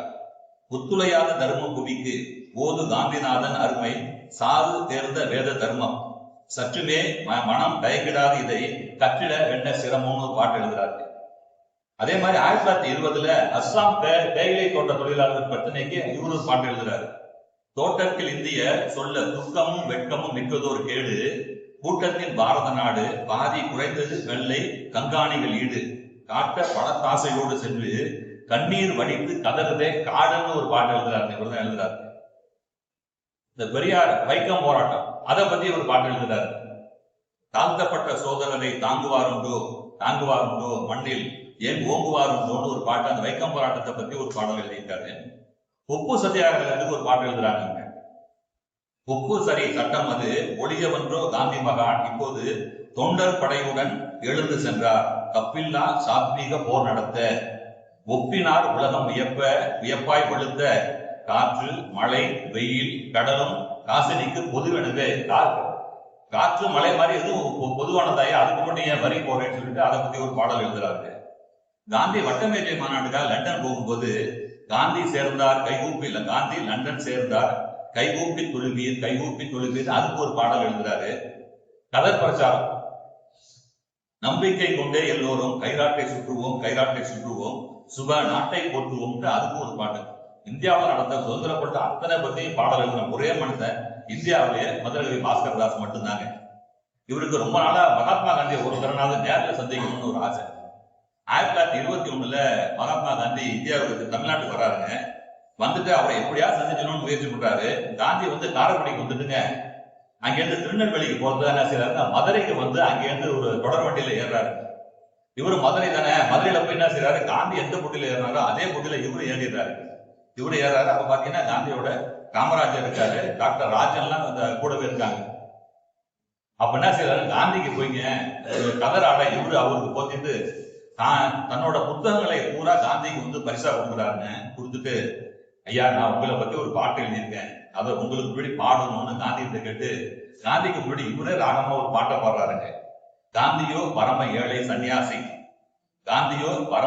சன்னியாசி கடவுளின் பிரதிநிதியான விசுவாசி சாந்த நெசவு விவசாய சுதேசி சமத்துவ சுதந்திரம் தருமன் வியாசின்னு சொல்லிட்டு ஒரு பெரிய பாடலை எழுதி காந்திக்கு முன்னாடி பாடுறாருங்க. அதை பார்த்துட்டு பாட்டை கேட்டுட்டு காந்தி சிரிக்கிறார். சரியா என்ன போய் சன்னியாசி சொல்லியிருக்காரு, சன்னியாசி தட்டி கொடுத்து இவரை பாராட்டுறாருங்க. இந்த பாட்டு பாத்தீங்கன்னா அந்த காலத்துல கிராமபோன் ரெக்கார்ட்ல அந்த பாட்டு கே.டி. சுந்தராம்பாள் பாடி தமிழ்நாட்டோட மூளை முடுக்கெல்லாம் இந்த பாட்டு பரவி இருக்கு. காந்தியோ பரம ஏழை சன்னியாசிங்கிறத தமிழ்நாட்டுல அந்த காலத்துல கேட்காத ஆளே இல்லை, அந்த அளவுக்கு பரவி இருக்குங்கிறாங்க. மதுரகவி பாஸ்கர் தாஸோட இன்னொரு சாதனைகள் சொன்னோம்னாங்க, இவர் தொடர்ந்து நாட்குறிப்பு எழுதுற பழக்கம் இருக்குங்க. இந்த புத்தகம் அவர் எழுதின டைரிங்க, தொடர்ந்து டைரி தினமும் அன்னைக்கு என்ன நடந்துச்சுங்கிறத நாட்குறிப்பு எழுதுற பழக்கம் இருக்கு. நமக்கு நாட்குறிப்புனாலே நமக்கு ஞாபகம் வர்றதுங்க, புதுச்சேரியில ஆனந்தரங்கம் பிள்ளை தான் நமக்கு ஞாபகம் வருவாருங்க. ஆனா புதுச்சேரியில ஆனந்தரங்கம் பிள்ளை மட்டும் இல்லைங்க, இன்னொரு 5 பேர் எழுதியிருக்காங்க. அதுல ஆனந்தரங்கம் பிள்ளையோட வெங்கப்ப திருவேங்கடம் பிள்ளைங்க ஒருத்தர் டைரி எழுதியிருக்காரு, 2ஆம் வீரா நாயக்கன் ஒருத்தர் எழுதியிருக்காரு, முத்து விஜய திருவேங்கடம் பிள்ளைன்னு ஒருத்தர் எழுதியிருக்காங்க. இது இல்லாம அடுத்த நூற்றாண்டுல 18ஆம் நூற்றாண்டு தொடக்கத்துல இந்த ஆனந்தரங்கம் பிள்ளையோட மாமா பையன் ஒருத்தர் குருவ பிள்ளைன்னு ஒருத்தர் இருக்கு, அவரும் தொடர்ந்து நாட்குறிப்பு எழுதிட்டே இருக்காங்க. ஆனந்தரங்கம் பிள்ளையோட தம்பி ஒருத்தர் திருவேங்கடம் பிள்ளைன்னு அவரும் எழுதியிருக்காரு. இந்த மாதிரி 6 பேருங்க புதுச்சேரியில் எழுதியிருக்காங்க. நமக்கு எல்லாரும் தெரிஞ்சது ஆனந்தரங்கம் பிள்ளை தாங்க. ஆனந்தரங்கம் பிள்ளை 1736 இருந்து 1760 வரைக்கும் 24 வருஷத்துக்கு அவர் டைரி எழுதியிருக்காரு. இவர் அந்த புதுச்சேரி அரசாங்கத்திலே வேலை பார்த்தாரு. அதனால அரசாங்க நிகழ்வுல எல்லாமே எழுதியிருக்காருங்க. இன்னும் சொல்ல போனா எப்பயாவது அவருக்கு உடம்பு சரியில்லை, அந்த டைரி எழுத முடியல, என்னன்னா எழுதியிருக்காரு, இன்னொரு ஆளை கூப்பிட்டு இவர் டைரி அவருக்கு நான் சொல்ல நீ எழுதுறான்னு சொல்லி அதை அந்த டைரி விடுபடாம எழுதியிருக்காரு. அந்த அளவுக்கு எழுதியிருக்காரு. இந்த டைரி குறிப்புகளை வச்சுட்டுதான் எழுத்தாளர் பிரபஞ்சன் வானம் வசப்படணும் ஒரு அருமையான ஒரு நூலத்தை எழுதினார். சாகித்ய அகாடமி விருது வாங்கின புத்தகம். அதே மாதிரி நம்ம தமிழ்நாட்டுக்கு வந்தோம்னாங்க மதுரை பாஸ்கரதாஸ். இந்த டைரி வெளியில வந்ததே ஒரு கதைங்க. பாஸ்கரதாஸ் இறந்ததுக்கு அப்புறம் இவரோட மனைவி ஒண்டியம்மாளுங்கிறவங்க நீண்ட காலம் இருக்க உயிரோட இருக்காங்க. அவங்களும் இறந்து போனதுக்கு அப்புறம் அந்த ஈம சடங்கு செய்யறதுக்கு அவங்க பிள்ளைங்க எல்லாம் வர்றாங்க. நம்ம ஏற்கனவே பார்த்தோம், ஒண்டியம்மாளுக்கும் இவங்களுக்கும் 12 பிள்ளைங்கன்னு பார்த்தோம். 6 பையன் 6 பொண்ணுன்னு பார்த்தாங்க. 6 பையன்னா 6 மரும வந்திருப்பாங்க, 6 பொண்ணுன்னா 6 மாப்பிள்ளை வந்திருப்பாங்க. இங்க ஒரு 6 அங்க ஒரு 6, 12 குடும்பத்துல பேர பிள்ளைங்க எந்த விளக்கு இருப்பாங்க. அவ்வளவு பேரும் ஒரு வீட்டுல வந்திருக்காங்க. எது சடங்கு உங்க குடும்பம் மட்டுமே இது. இவங்க எல்லாம் செஞ்சோன்னா 3ஆவது நாள் இன்னைக்கு என்ன பாக்குறாங்க, நம்ம எல்லாத்தையுமே பொதுவானதாங்க. இப்ப நம்ம வீட்லயே இருக்க மூத்த ஒருத்தவங்க இறந்து விட்டாங்க, என்ன செய்வாங்க, எல்லாம் முடிஞ்சதுக்கு அப்புறம் அவர் என்ன வச்சுட்டு இருக்காருன்னு போய் என்ன செய்வாங்க, அடுத்த நாள் வீட்டை சுத்தம் பண்ணி பார்த்து எதுவும் பணம் வச்சிருக்காரா, ஏதாவது பேங்க் பாஸ்புக் இருக்கா பாப்போமா இல்லையாங்க. எல்லாத்துக்கும் சகஜமா எல்லாத்துக்கும் வரதுதாங்க. அது மாதிரி என்ன செய்யறாங்க, 3ஆவது நாள் முடிஞ்சோன்னே அது என்ன வச்சுட்டு இந்த அம்மா என்ன வச்சுட்டு இருக்காங்கன்னு பாக்குறாங்க. அந்த ஊர்ல பாத்தீங்கன்னா ஒரு 2 அடுக்கு மரப்பொட்டி இருக்கு, ரங்கூன் மரப்பொட்டிங்க, 2 லேயர் உள்ள 2 அடுக்கு உள்ளது இருக்கு, பூட்டி இருக்கு, சாவி கிடையாது.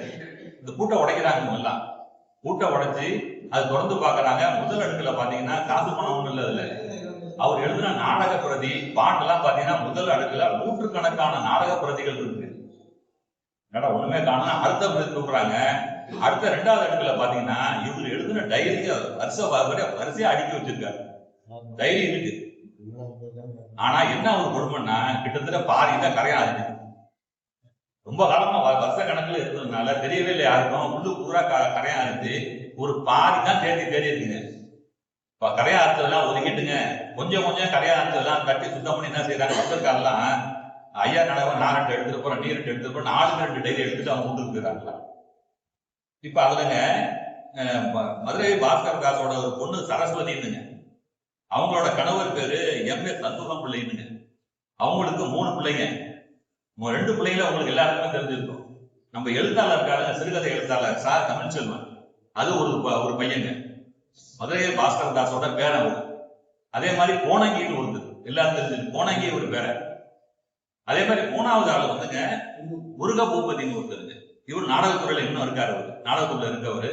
தன்னோட தாத்தாவை பத்தி எம்பில் பண்ணியிருக்காரு, பிஹெச்டி பண்ணியிருக்காரு. நம்ம தமிழ் யூனிவர்சிட்டியில தான் பிஹெச்டி பண்ணியிருக்காரு. இந்த முருக பூபதிக்கு மட்டும் ஒரு யோசனைங்க, நம்ம தாத்தா அந்த காலத்துல பெரிய ஆளுமையா இருந்தாரு, அவரு இத்தனை வருஷத்துக்கு டைரி எழுதியிருக்காரு, அதெல்லாம் தொகுத்து ஒரு புத்தகமா போட்டோம் என்ன. அவருக்கு தான் அந்த பையனுக்கு தான் ஒரு ஆசை வருதுங்க. என்ன ஆசை வந்தா திருப்பி என்ன சார் யார் யாரெல்லாம் டைரி எடுத்துட்டு போனாங்களோ அவங்க ஒவ்வொருத்தர் வீட்டுக்காக போறாரு. நான் இதெல்லாம் தொகுத்து புத்தகமா போட போறேன், டைரியை கொஞ்சம் நாளைக்கு கொடுங்க, நான் திருப்பி கொடுத்துறேன்னு சொல்லி ஒவ்வொரு வீடா போய் எல்லா டைரியும் வாங்கிட்டு வர்றாரு. வாங்கிட்டு வந்து பார்த்தா தெரியுதுங்க, அவர் வந்து 1917 இருந்து 1951 வரைக்கும் தொடர்ந்து 35 வருஷத்துக்கு டைரி எழுதியிருக்காரு. அதுல கரையா அரைஞ்சது போக பாத்தீங்கன்னா கிட்டத்தட்ட ஒரு 22 வருஷத்துக்கு டைரி தேடுது. அந்த 22 வருஷம் டைரி தேர்தல் என்ன செய்யறாங்க, எடுத்துக்கிட்டு ஒவ்வொரு நாளுக்கெல்லாம் எழுதிங்க ஒரு 3 வருஷம் அந்த முருக பூபதி உழைச்சி அதை ஒரு புத்தகமா வெளியிடுறாருங்க. மதுரகவி பாஸ்கரதாசின் நாட்குறிப்புகள், அந்த புத்தகம் அவ்வளவு பெரிய புத்தகம், 700-750 பக்கங்க. 2009 இந்த புத்தகம் வருதுங்க. பாரதி புத்தகாலயத்துல இந்த புத்தகத்தை வெளியிடுறாரு. அதுல நிறைய செய்திகள் அவர் தினமும் எழுதியிருக்காருங்க. வரவு சொல்ல கணக்கு தான் பெரும்பாலும் எழுதியிருக்காரு. ஆனந்தரங்க பிள்ளை நாட்டு நடப்பு முழுசா எழுதியிருந்தாருங்க. இவர் நாட்டு நடப்பு அங்கங்க எழுதுறாரு தவிர அவர் வச்சது சின்ன டைரி சட்ட பையில வச்சிருக்க மாதிரி. இந்த படத்தை பார்த்தாலே தெரியுதுங்க, ஒரு பாரம் தான் எழுத முடியாது. அதனால பெரும்பாலும் ஒரே வரியில நாட்டு நிகழ்ச்சி எழுதியிருக்காரு. மற்றபடி அன்னைக்கு என்ன செலவு பண்ணோம், என்ன வருமானம் வந்துச்சுங்கிற இவரோட குடும்ப பிரச்சனை அத்தனையும் அந்த டைரியில எழுதியிருக்காரு. அதுல பாத்தீங்கன்னா பெரியார்ட்ட வந்து இவர் ரொம்ப ஒரு அபிமானம் உள்ளவராக இருந்திருக்காருங்க. பெரியார் மதுரை மேலமாசி வீதியில பிராமணர் அல்லாதார் கடமைன்னு பேசும்போது இவர் போய் கேட்டுட்டு பெரியாருக்கு ஒரு கதை துண்டை போட்டு அவருக்கு நான் எழுதின புத்தகத்தெல்லாம் நினைவா பரிசா கொடுத்துட்டு வந்திருக்காரு. அது மட்டும் இல்ல, மதுரையில பிராமணர் அல்லாதார் 10வது மாநாடு நடந்திருக்கு. அந்த மாநாட்டுல போய் கலந்துக்கிட்டு பெரியாரை பார்த்து சால்வை கொடுத்துருக்காரு. ஈரோட்ல பெரியார் பேசும்போது இவர் போயிருக்காரு. எங்கெங்கெல்லாம் பெரியார் பேசும்போதெல்லாம் வாய்ப்பு கிடைக்குதோ அந்தந்த இடத்துக்கு இவர் போய் அவருக்கு மரியாதை பண்ணி சால்வை கொடுத்து, கதர் சால்வை தான் எல்லாமே போட்டிருக்காருங்க. அதே மாதிரி பி.டி. ராஜன் அன்னைக்கு இருந்த அரசாங்க மந்திரிங்க, அவரு திருமங்கலத்துக்கு ஒரு முறை வர்றாரு போது திருமங்கலத்துல இருக்கவங்களாம் இவர்கிட்ட கேட்கறாங்க, அவர் மந்திரி வர்றாருங்க, அவரை வந்து வாழ்த்தி ஒரு வாழ்த்துப்பா எழுதி கொடுங்கன்னு கேட்டோன்னு இவர் வந்து வாழ்த்துப்பா எழுதி தர்றாருங்க. அதே மாதிரி தீர சத்தியமூர்த்தியை பத்தி 2 பாட்டு எழுதியிருக்காரு. அந்த பாட்டை படிச்சு பார்த்துட்டு ரொம்ப சந்தோஷப்பட்டு அவர் கூப்பிட்டு சொல்றாரு, தாசரே, நாட்டில் நான் மட்டும் மகிழ்ச்சியாக இருப்பதை விட எல்லோருமே என்றென்றும் மகிழ்ச்சியாக இருக்க விரும்புகின்றேன். என்னை தாங்கள் பாராட்டியதை விட என்னை விட இன்னும் பலர் உள்ளனர். அவர்களையும் உங்கள் பாமாலை அங்கீகரிச்சுட்டுமே அவங்களையும் பாடியான்னு சொல்லி தட்டி கொடுத்து மற்றவங்களையும் பாடுன்னு தீர சத்தியமூர்த்தி இவரை தட்டி கொடுக்குறாருங்க. பசும்பொன் முத்துராமலிங்க தேவர்கிட்ட ஒரு நெருங்கிய உறவுல இருந்திருக்காரு. அடிக்கடி அவரை பார்த்து பேசி இருந்திருக்காரு. அவர் சுபாஷ் சந்திர போஸ் எழுதின பேச்சுக்கள் அடங்கிய குறிப்புகள்லாம் கொடுத்து இந்த பாருங்க படிச்சு பாருங்கன்னு இவர் சந்திக்கும் போதெல்லாம் கொடுத்துக்கிட்டே இருந்திருக்காருங்க.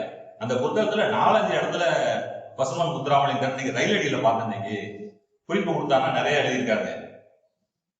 பட்டுக்கோட்டை அழகிரி அத்தானது ரொம்ப புரிஞ்சவங்க. பட்டுக்கோட்டை அழகிரிட்ட நெருங்கில தொடர்புல இருந்திருக்காருங்க. பட்டுக்கோட்டை அழகிரி ராணுவத்துல இருந்தவர். அப்ப யுத்த பிரச்சார பாட்டு ஒன்று எழுதி கொடுங்கன்னு இவர்கிட்ட கேட்கிறாரு. இவர் நான் எழுதி தர மாட்டேன்னு மறுக்கிறாரு. திரும்ப அவரை கட்டாயப்படுத்தி ஒரு பாட்டு எழுதி நிறைய எழுதுறாரு. அவர் கேட்டா மறுத்தேன், அவர் கேட்டாரு, அதனால வற்புறுத்தலுக்கு என்னங்க நான் பாடல் எழுதி கொடுத்தேன். பட்டுக்கோட்டை அழகிரிக்கு யுத்த பிரச்சார பாடல் எழுதி கொடுத்திருக்காரு. ராஜா சார் அண்ணாமலை செட்டியாரோட தொடர்புல இருந்திருக்காரு. அவரோட 60ஆம் ஆண்டு விழாவுக்கு இவர் போய் அவரை பத்தி பாடல்லாம் எழுதிங்க, அவர்கிட்ட சன்மானம் வாங்கிட்டு வந்திருக்காரு. எம்.ஆர். ராதாவோட நெருங்கிய தொடர்புல இருந்திருக்காருங்க. 1937 இருந்து அவர்கிட்ட நெருங்கின பழக்கம். எம்.ஆர். ராதா பெங்களூர்ல போய் லட்சுமிகாந்தன் நாடகம் நடத்துறாருங்க. அதுக்கு சிறப்பு அழைப்பாளரா மதுரை பாஸ்கரதாசர் கூப்பிடுறாரு. இவரு மதுரையில இருந்து கிளம்பி பெங்களூருக்கு போய் சிறப்பு அழைப்பாளரா அதுல கலந்துக்கிட்டு எம்.ஆர். ராதாவோட ஒரு குரூப் போட்டோ எடுத்துட்டு வந்திருக்காரு. இப்ப நமக்கு 4-5 வருஷத்துக்கு முன்னாடிங்க கொரோனா வந்துச்சு. நம்ம வீட்டிலேயே அடங்கி கிடந்தோம், எல்லாருக்கும் கொரோனா ஊசி போட்டுருக்காங்க எல்லாருமே. ஆங்கிலேயர் காலத்துல இது மாதிரி வந்த ஒரு நோயின்னு சொன்னோம்னாங்க அம்மை தாங்க. இந்த அம்மையை பார்த்தாலே ஆங்கிலம் பயந்து ஓடுவாங்க.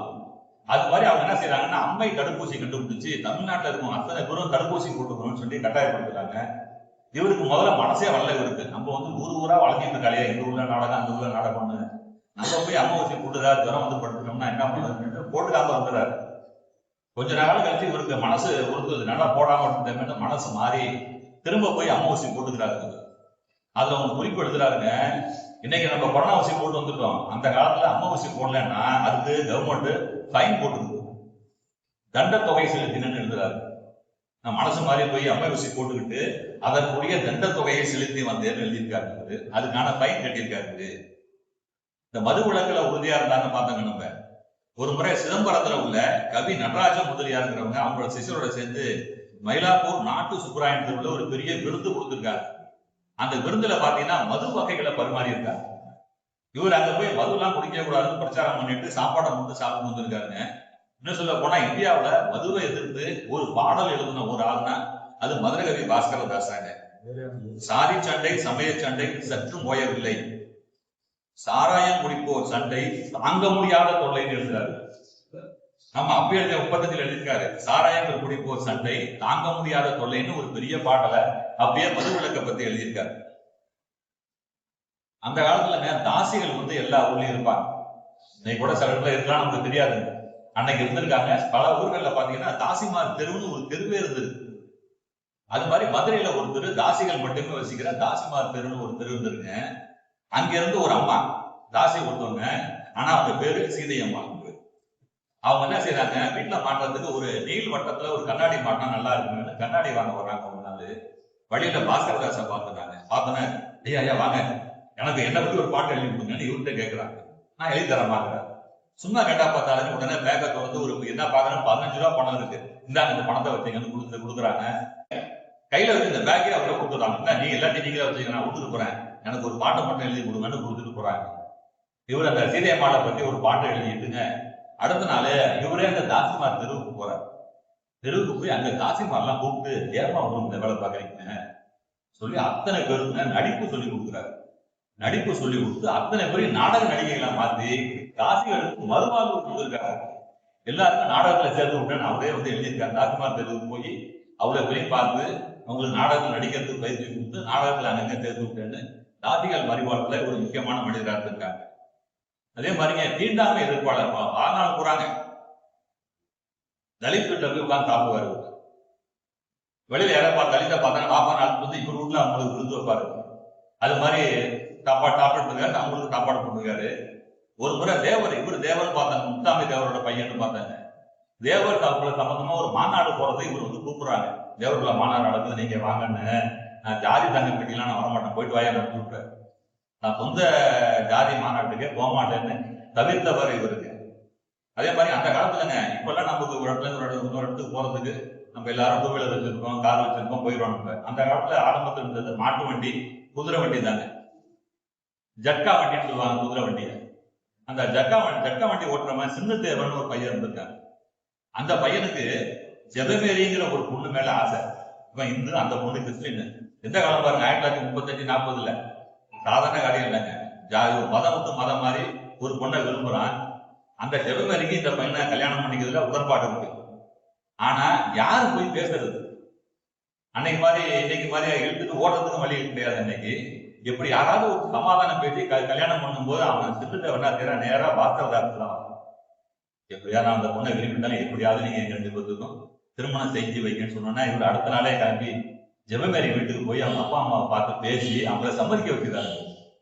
இந்த காலத்துல அதெல்லாம் பார்க்கக்கூடாது, யாரும் போய் சம்மதிக்க வச்சு அவங்களுக்கு திருமணம் ஏற்பாடு பண்றாங்க. அந்த சின்னத்தோட என்ன செய்யறாங்க, கல்யாண பத்திரிகை அனுப்பினாங்க.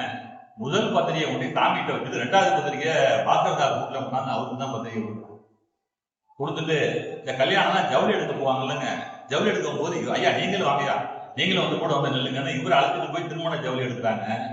இவர் வேடிக்கை பார்க்கல. இவர் என்ன செய்யறாரு, பொண்ணுக்கு ஒரு பட்டுப்புடவை எடுத்து கொடுத்துருக்காரு. மனுஷன் பட்டுப்புடவை எடுத்து தங்க சங்கிலி எடுத்து வாங்கி கொடுத்துருக்காரு.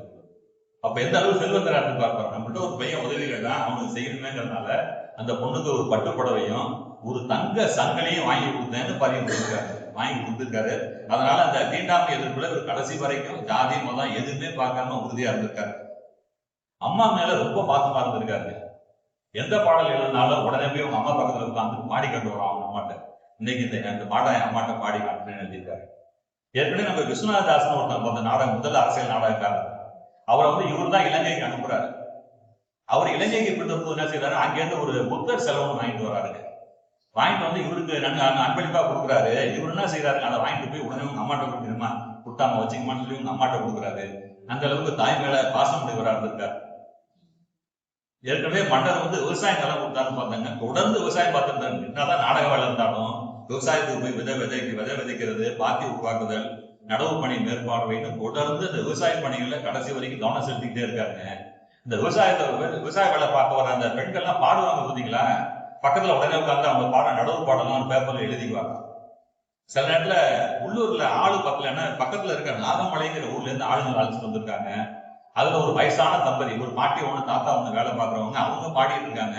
உடனே அவங்க பாட்டு தனியா கூட்டு உட்கார வச்சு பாட சொல்லி உடனே அதுல பதிவு பண்ணியிருக்காங்க. இவர் இருந்த நாகலாபுரத்துல ஒரு வாசக சாலை இருந்ததுங்க. தன்னோட புத்தகங்களை எல்லாம் அதுக்கு வந்து அன்பளிப்பா கொடுத்துருக்காரு. எந்த ஊருக்கு போனாலுங்க அந்த ஊர்ல இருந்து 5-6 புத்தகத்தை வாங்கி வந்து அந்த லைப்ரரி கொடுக்கறத பழக்கமாவே வச்சிருந்திருக்காரு. இதே மாதிரி மதுரையில பாரதி சுற்று புத்தக சாலை ரெண்டிங் லைப்ரரி நடந்திருக்கும் போலங்க. அதோட ஆண்டு விழாவுக்கு கொண்டாடணும்னு இவர் வந்து கேட்கறாங்க. என்ன செய்யறாரு, அந்த ஒரு புத்தக சாலையோட ஆண்டு விழாவுக்கு வ.உ.சி.யும் பாரதியுமே நேரம் அழைச்சிட்டு வர்றாரு. வந்து அந்த ஆண்டு விழாவை கொண்டாடி இருக்கிற அந்த காலத்திலேயே. அந்த காலத்துல பார்த்தாங்க நம்ம வந்து வண்டி ஒரு இடத்துல இன்னொரு இடத்துக்கு போனா வண்டி தானே பார்த்தாங்க, மாட்டு வண்டி. அப்ப ஒரு ஊர்ல இருந்து அடுத்த ஊருக்கு போனோம்னாங்க காட்டு பகுதியில் தான் போக முடியுங்க. இன்னைக்கு இருக்கிற மாதிரி சாலை வசதி கிடையாது, காட்டு ஊர்ல தான் போகணுங்க. அப்ப காட்டு பக்கம் போனா வழிப்பறி திருடர்களோட தொல்லை ஜாஸ்தியா இருக்கு. ஒரு முறை ஒரு எட்டயபுரத்துக்கு போறாரு. தனியா போகாம ரங்கசாமி நாயக்கர், கொண்டப்பா நாயக்கர் 2 பேரும் அழைச்சிட்டுங்க ஒரு பெரிய வில்வண்டி அதுல அழைச்சிட்டு போறாரு. காட்டுப்பாதையில போகும்போது வழிபறி திருடர்கள் எல்லாம் செய்யறாங்க, வண்டியை சுத்தி வளர்த்துறாங்க. ஒவ்வொரு நாயக்கரா இறங்கும் போதெல்லாம் கத்தையை காட்டி எல்லாத்தையும் கூடுறாங்க, என்ன அதுக்கு எழுதுங்கிறான். கடைசியா இவர் இறங்கும் போது இவரை பார்த்தோன்னா அடையாளம் கண்டுபிடிச்சிடறாங்க. ஓன் தம்பி ஐயா மன்னிச்சுங்கய்யா, நீங்க வரீங்கன்னு தெரியாம நான் வந்து வண்டியை பார்த்துக்கணும் இவர்கிட்ட வந்து மன்னிப்பு கேட்டு அழுகுறாங்க. அந்த அளவுக்கு தமிழ்நாடு முழுவதும் இவர் ஒரு அறிந்த முகமா இருக்காரு. இவரு உங்க வண்டியை போய் நிறுத்திட்டமே, இன்னும் அவங்க அழுவ இந்த வேலையெல்லாம் பண்ணாதீங்கன்னு சொல்லி அவங்களுக்கு ₹1 காசு கொடுத்து நீங்க போயிட்டு வாங்கன்னு ஒரு அனுப்பி வைக்கிறாரு. மேலமாசி வீதியிலங்க ஒரு காப்பி கிளப்ல போய் உட்கார்ந்துருக்காரு காப்பி குடிக்க. அங்க உசிலம்பட்டியை சேர்ந்த சின்னாட்டிங்கிற வழிப்பறி திருடம் ஒருத்தன் அவன் காப்பி குடிக்க வந்து உட்கார்ந்துருக்கான். இவரை பார்த்த சாமி இங்க பாருங்க சாமின்னு அவன் விதவிதமா கத்தி வச்சிருக்கான். சூரி கத்திக்கிறான், சின்ன சின்ன கத்தியா நிறைய அதெல்லாம் காமிக்கிறான். தம்பி ஐயா நான் 30 வருஷமா நான் வழிப்பறி திருட பண்ணிட்டு இருக்கேன், இன்னைய வரைக்கும் நான் போலீஸ்ல மாட்டாம இருக்கேன்னு இவர்கிட்ட பெருமையா பேசிட்டு இருக்காங்க. அதே டைரியில இன்னைக்கு சின்னாட்டியை பார்த்தேன், இவன் வந்து பெருமையா பேசினான்னு எழுதியிருக்காரு. ஒரு நாள் இரவு வீட்டுல படுத்திருக்கும் போது தெருநாய் சத்தம் தாங்க முடியல. எழுந்து போய் பார்த்து 2 பேர் திருட்டு போய் வரான் புரிஞ்சு கட்டி கொண்டுறாரு. ஆனா அவங்க என்ன செய்யறாங்க, வேற வழியில சாமி எங்களுக்கு வயிற்று பசி, சாப்பிட்டு நாளாச்சு, அதனால வந்தோன்னு அவங்க அழுகும் போது என்ன செய்யறாரு, அடுத்த விட்டு தாங்க கூட தெரியாம விட்டுட்டு ஓடுகடா ஊரை விட்டுன்னு துரத்தி விட்டுறாருங்க. இன்னொரு சந்தோஷமான செய்திங்க, மதுரை பாஸ்கரதாஸ் பல முறை தஞ்சாவூருக்கு வந்திருக்காரு. தஞ்சாவூருக்கு வந்து தஞ்சாவூர்ல அப்ப வந்துங்க பால மீனரஞ்சனி சபான்னு ஒரு சபா இங்க இருந்ததுங்க. அதுல அனுசியாங்கிற நாடகத்தை தஞ்சாவூர்ல பார்த்திருக்காரு அவரு. இன்னொன்னு தஞ்சாவூர்ல காமாட்சி தேட்டர்னு ஒரு தேட்டர் இருக்குன்னு எழுதுறாரு. கிருஷ்ணா தேட்டர் தெரியும் நமக்கு, ஆனா காமாட்சி தேட்டர்னு ஒரு தேட்டர் இங்க இருந்திருக்கு. அதுல கோவல நாடகத்தை பார்த்திருக்காரு. அதே மாதிரி இங்க தஞ்சாவூரை சேர்ந்த சித்திரைக்கார காஞ்சி முனிங்கிறவர் என்ன செய்யறாருங்க, ஒரு கருங்காலி மரம் வந்து இன்னைக்கு ஒரு புனிதமான கையில வச்சுக்குவாங்க. அது மாதிரி கருங்காலி கம்பை எடுத்து 2 பக்கம் பித்தளை பொடி போட்டு இவருக்கு அன்பளிப்பா கொடுத்துருக்காங்க. அந்த கருங்காலி கம்பை எடுத்துட்டு போனா நாகலாபுரத்துல அந்த ஊருக்காரனே வந்து அந்த குச்சியை பார்த்துட்டு இருக்காங்க, எப்படி இதை கொடுங்கன்னு பார்த்துட்டு இருக்காங்க. தஞ்சாவூர்ல சேர்ந்தவர் தான் ஒருத்தர் அதை அன்பளிப்பா கொடுத்துருக்காங்க. 1931ஆம் ஆண்டு மார்ச் 26 தஞ்சாவூர்ல நடந்த முத்து பொள்ளாக்கு திருவிழாவை உட்கார்ந்து பார்த்துருக்காரு. கொடிமரத்து மூலைக்கு பக்கத்துல நின்றுட்டு அங்க இருந்த நாடக நடிகர்களோட சேர்ந்து நின்று இந்த புஷ்ப பல்லக்கு விழாவை நான் பார்த்தேன் டைரியில அவர் எழுதியிருக்காரு. அதே மாதிரி தஞ்சாவூரை சேர்ந்த ஒரு அம்மாங்க சாரதாம்பாள்னு இவரை தேடிக்கிட்டு நாகலாபுரம் போறாங்க. அங்க போனா வயலுக்கு போயிட்டான்னு சொன்னா வயல்ல போய் இவரை புடிச்சுக்கிட்டு அழுகுறாங்க. என் காதலாம் ஒருத்தர் நடிக்கிறாங்க, நாடகம் நடிக்கிறாங்க, கொல்கத்தாவுக்கு போன நாடகத்தை நடிக்க போனா இன்னைய வரைக்கும் திரும்பி இல்லை, ஏதாவது தெரிஞ்சு அதை கேட்டு சொல்லுங்க, என் காதலம் போய் ரொம்ப காலம் ஆச்சு, இவருக்கு அழுதாங்க. அதை பதிவு பண்ணியிருக்காரு அவரு. தஞ்சாவூரை சேர்ந்த கணம்ங்கிறவங்கள இவரு கொழும்புக்கு அனுப்பிச்சிருக்காரு, ஒப்பந்தம் போட்டு அனுப்பிச்சிருக்காரு, அதையும் பதிவு பண்ணியிருக்காங்க. 1938ங்க மதுரையில கோபாலகிருஷ்ணா தியேட்டர்ல ஒரு ஆங்கில படம் வந்துருங்க, ஒரு பேய் படம், பேய் பொம்மைன்னு பேருங்க. அந்த படம் 10 நிமிஷத்துல பார்த்து படம் பார்க்க வந்தவங்க அலறி அடிச்சு ஓடி போட்டாங்க தியேட்டரை விட்டேன். பேய் வந்துருச்சுன்னு போட தியேட்டருக்காரன் எல்லாத்தையும் வழக்கு பிடிச்சி உட்கார வச்சு எல்லாத்துக்கும் பாலெல்லாம் கொடுத்து பயப்படாதீங்களான்னு திரும்பி உட்கார்ந்து படம் பார்க்க வச்சாங்க. அந்த ஒரு சுயான நிகழ்வை எழுதியிருக்காங்க. 1938 தாங்க மதுரையில இவர் புதுசா ஒரு வீடு கட்டுறாருங்க. அந்த வீட்டுக்கு தான் முதல் முறையாக இவர் வீட்டுக்கு மின்சார வசதி அப்பதான் கிடைக்குதுங்க. அந்த மின்சார இணைப்பு கொடுத்தோன்னே உடனே ஒரு சுவிட்சை போடலங்க. இங்க மதுரையோட உடுப்பி கிளப் அதிபர் வெங்கராவுங்கிற ஒரு ஆளுக்கு வந்து நீங்க தான் அந்த சுவிட்சை போட்டு எங்க வீட்டை மின் ஆரம்பிக்கணும் அவரை சுவிட்ச் போட சொல்லியிருக்காரு. அவர் தான் முதல்ல சுவிட்ச் போட்டு இவங்க வீட்டோட மின் விளக்கை வந்து ஏற்றி வைக்கிறாருங்க. இந்தியாவிலேங்க இந்த மின்சாரத்தை பத்தி பாடணும் ஒரே ஆளு மதுரை கவி பாஸ்கரதாசன். இவர் அந்த மின்சார வரவை பத்தி ஒரு பாட்டு எழுதியிருக்காருங்க. எண்ணெய் இல்லாமலே கரண்டில் எரியும் எலக்ட்ரிக் என்றொரு விளக்கு மாற்றுது. எண்ணெய் இல்லாமலே கரண்டில் எரியும் எலக்ட்ரிக் என்றொரு விளக்கு மாற்றுது. எங்கும் ஒளி தரும் பாஸ்கரன் போல, இந்த முத்திரையை சொன்ன பார்த்தீங்கன்னா இந்த பாட்டில் எழுதுறாரு, எங்கும் ஒளி தரும் பாஸ்கரன் போல விளங்கிடும் மின்சார சக்தி போர் வந்தனம்னு ஒரு பாட்டு எழுதியிருக்காருங்க. இந்தியாவிலே மின்சாரத்துக்கு எழுதின பாட்டு எழுதின முதல் மனிதர் பாஸ்கரதாஸ் இருக்காரு. இவர் அந்த 1932 கட்டின வீட்டுக்கு என்ன பேர் வச்சாரு தெரியுங்களா? அந்த காலத்திலே தமிழகம்னு பேர் வச்சிருக்காரு. அந்த அளவுக்கு ஒரு ஈடுபாடு உடையவராக இருந்திருக்காரு.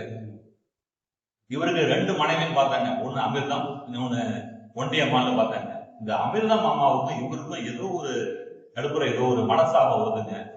2 பேரும் பிரிஞ்சுறதா முடிவு பண்ணிருக்காங்க. அமிர்தம் பஞ்சாயத்துல தொடர்ந்து நிறைய எழுதியிருக்காரு, விளைகிறதுன்னு முடிவு பண்றாங்க. அப்ப அவங்க சகோதரர்கள் மற்றவங்க மரக்குளம் காமு தேவர், கத்திக்குளம் நாகலிங்கசாமி, பெரியசாமி தாயார், நாகம்பால் நிறைய பேர் வந்து சரிப்பா எத்தனை வருஷம் அவனோட குடும்பம் நடந்துச்சு, இப்ப வேணான்னு அர்த்தம் ஆக வேண்டிய சொச்ச காலம் அந்த அம்மா வாழ்ந்தமா இல்லையா, அதுக்கு ஏதாவது பாகவாக பார்க்கணும்னு சொன்னோன்னே அவங்களுக்கு 1000 ரூபாய் மதிப்பு உள்ள நிலங்களை எழுதி வைக்கிறாரு. தனியா விட்டா பார்த்தாங்கன்னா நிலங்களை எழுதி வைக்கிறாரு. அது இல்லாம ஒரு பொண்ணு 2 பொண்ணுங்க பார்த்தோம், பாக்கியலட்சுமின்னு ஒரு பொண்ணு, மருதமுத்துன்னு. பாக்கியலட்சுமி கல்யாணம் ஆயிடுச்சு, மருதமுத்து திருமணம் ஆகாம இருக்காங்க. அதனால திருமண செலவுக்கு எவ்வளவு கொடுக்குறாரு தெரியுங்களா? 150 ரூபாய் கொடுத்துருக்காரு. அந்த காலத்துல பொண்ணோட திருமண செலவுக்கு 150 ரூபாய் கொடுத்து அதை எழுதுறாருங்க. இதை போய் என்ன செய்யறாருங்க, ஒரு பத்திரத்துல பதிவு பண்றாங்க. ரிஜிஸ்டர் ஆபீஸுக்கு போய் இதை பதிவு பண்றாருங்க. 13/10/1946 இதை பத்திரமா பதிவு பண்றாருங்க. அன்னைக்கு எழுதுறாரு, ரொக்கம் கட்டியது 700 ரூபாய் கட்டியிருக்கேன், அலுவலக செலவு 6 ரூபாய் எழுதுறாருங்க. இந்த பத்திரம் அபிஷியலா டாக்குமெண்ட் பதிவு பண்ணி 2 பேரும் பிரிஞ்சிடறாருங்க. ஆனா பிரிஞ்சுட்டார தவிரங்க இவரால அந்த அம்மாவை மறக்கவே முடியல. இதுக்கப்புறம் ஒரு 6 வருஷம் ஒரு உயிரோட இருந்திருக்காரு. 6 வருஷமும் சங்கடப்பட்டு தான் இருந்திருக்காங்க. உடல் ரீதியா பல தொல்லைகளை அனுபவிச்சிருக்காரு. ஒரு நாள் நைட்டு படுத்திருக்காரு. திடீர்னு கனவுல பாத்தீங்கன்னா இந்த அமிர்தம் அம்மாள் கனவுல வர்றாங்க. எப்படி வர்றாங்கன்னா ஒரு குழந்தையா வர்றாங்க. பெரியவங்களா வரல, ஒரு குழந்தையா வர்றாங்க. இந்த குழந்தைய பார்த்தோன்னே அமிர்தம்னு தெரியுது அவருக்கு. கனவுல திடீர்னு திடுக்கிட்டு எழுந்துட்டு என்ன செய்யறாருன்னா ஒரு டைரி எழுதுறாரு. அந்த ரூம் பூரா அந்த குழந்தை தேடுனாரு. குழந்தை வந்துச்சு எங்கன்னு தூக்கத்துல எழுந்துருச்சு ரூம் பூரா தேடுன்னு எழுதுறாருங்க. இந்த மனைவி பிரிஞ்சதுக்கு அப்புறமே அவர் கொஞ்சம் கொஞ்சமா அப்படியே நாடு உடல்நலத்தில் இல்லாம போறாங்க. இதே மாதிரி இன்னொரு அம்மா மாரியம்மான்னு ஒருத்தவங்களை பத்தி எழுதுறாரு. அந்த மாரியம்மாளுக்கும் இவருக்கும் உள்ள உறவு நமக்கு தெரியல. இந்த மாரியம்மாளுங்கிறவங்க இவரோட செவக்காடுன்னு ஒரு காடு இருக்கு. அந்த ஊர்ல இருக்க அந்த காட்டுல இருக்க வயல்ல இருக்க உளுந்தெல்லாம் அவங்க எடுத்துட்டு போயிடுறாங்க. போய் ஒரு காவல் நிலையத்துல கொடுத்து எல்லாத்தையும் பிடிக்கிட்டு வர்றாரு. இன்னொரு நாள் என்ன செய்யறாங்க, இவரு அந்த வயல்ல ஆள் விட்டு அந்த உளுந்த பருத்தி எடுத்துட்டு வராங்க கூலி ஆட்கள்லாம். அவங்கள்ட்ட இருந்து அவங்க பிடிக்கிட்டு போயிடுறாங்க. அவங்க 2 பேரும் பிடிக்கிட்டு போயிடுறாங்க. இவர் உடனே காவல் நிலையத்துல போய் புகார் கொடுத்துங்க. அங்கேருந்து வந்து இவங்க வீட்டை பூரா தேடி சர்ச் பண்ணீங்க. அந்த உளுந்தெல்லாம் கைப்பற்றுறாங்க. இவங்களை கைது பண்ணிடுறாங்க. இந்த 2-3 பேர் இருக்காங்க. அவங்கள கைது பண்ணிட்டு உடனே ஜாமீன்ல விட்டுறாங்க. அதை பதிவு பண்ணியிருக்காரு. ஆனா இந்த மாரியம்மாள் என்ன செய்யறாங்கன்னா ஒரு 5 மாசம் கழிச்சுங்க இவர் மேல கோர்ட்ல வந்து ஒரு வழக்கு போடுறாங்க. இந்த வழக்கு போடுற மாரியம்மாள் வழக்கு பதிஞ்சாங்கன்னு எழுதியிருக்காங்க. இவர் என்ன செய்யறாரு, இந்த கேஸை நடத்துறதை விட கோர்ட்டுக்கு வெளியில நம்ம பேசி தீர்த்துக்குவோம்னு முடிவு பண்ணீங்க. ஒரு 4-5 பேர் வர்றாங்க, உட்காந்து பேசுறாங்க. சொரட்டி ஒரு காமாட்சி ரெட்டியார், இடைச்சி ஒரு அப்பு ரெட்டியார், ராமசாமி பிள்ளைன்னு வந்து சமரசம் பேசி எழுதுறாங்க. அவங்களுக்கு என்ன செய்யறாரு, ஒரு நிலத்தை எழுதி கொடுக்குறாரு. அந்த அம்மா வந்து இவருக்கு விடுதலை பத்திரம் எழுதி தர்றாங்க. ஆனா என்ன உறவு இல்லை, சுதாகரங்களா இருக்க ஏதாவது கொடுக்கல் வாங்கல் பிரச்சனை இருக்குன்னு வச்சுக்கலேன். அதை அன்னைக்கு டைரியில எழுதுறாரு. காலையில் சின்னசாமி தேவரை நாகலாபுரத்துக்கு அனுப்பி கணக்கு பொன்னையா புள்ளியை கூட்டி வந்து நிலங்களின் 4 மால் பார்த்து அதை பார்த்து சரி பார்த்து மாரியம்மாள் தரும் விடுதலை பத்திரத்தை சீர்திருத்தி எழுதி சப் ரெஜிஸ்டர் ஆபீஸில் தாக்கல் செய்து மாலை 7 மணிக்கு 2 பத்திரங்களும் பதிவானதுன்னு எழுதுறாரு. ரிஜிஸ்டர் ஆபீஸ் செலவு 23 ரூபாய். அன்னைக்கு நைட்டே போய் பொண்ணு பாக்கியம்மாள் வீட்டுல போய் தங்கிக்கிறேங்கிறத முதற்கொண்டு பதிவு பண்ணியிருக்காருங்க. இந்த மாரியம்மாள் கிட்ட ஏதோ ஒரு சண்டையாகி இவங்களுக்கு விடுதலை பத்திரம் எழுதி தர்றாங்க. இவரு அவங்களுக்கு நிலம் எல்லாம் எழுதி தர்றாங்க. இவருக்கு வந்து 6 பையனுங்கன்னு பார்த்தாங்க. ஒரு பையனுக்கும் இவருக்கும் வந்து சுமூகமான உறவு இல்லாம இருந்திருக்கு. ராஜாராமன் ஒரு பையன், எப்ப பார்த்தாலும் அப்ப சண்டை போட்டு கோச்சிட்டு போயிடுவாங்க வீட்டை விட்டு. உங்க அம்மா அழுது ஜுரம் வந்து கிடந்திருக்காங்க பல நாள்.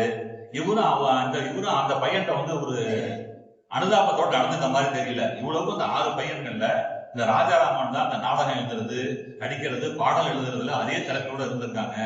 ஆனா இவர் வந்து அவன்கிட்ட ஏதோ ஒரு மன வருத்தம் இருந்திருக்கு. ஒரு முறை திருவனந்தபுரத்துக்கு போறேன், ஃப்ரெண்டெல்லாம் பார்க்கணும், ஒரு 20 ரூபாய் பணம் கொடுத்து கேட்கறான். இவரு தர முடியாதுன்னு மறுக்கிறாரு. அதையே பதிவு பண்ணியிருக்காங்க. இன்னொரு பையன் இருக்காங்க வேலுச்சாமின்னு. அந்த பையன் படிச்சு முடிச்சுட்டு வேலைக்கு போனோம்னா அவங்க அப்பாவுக்கு 50 ரூபாய் மணி ஆர்டர் பண்ணிட்டு சொல்றான், எங்க தந்தைக்கு முதல் காணிக்கை. இப்படி ஒரு பையன் இருந்திருக்காங்க. அப்படியே சண்டை போற பையன் இருந்திருக்காங்க. இவரோட அப்பா 1931 ஆகஸ்ட் 7 எங்க அப்பாவோட பாஸ்கரதாசோட அப்பா அது வரைக்கும் உயிரோடு வந்திருக்காருங்க. அவர் இறந்து போனோன்னு நாடக நடிகர்கள் எல்லாமே வர்றாங்க.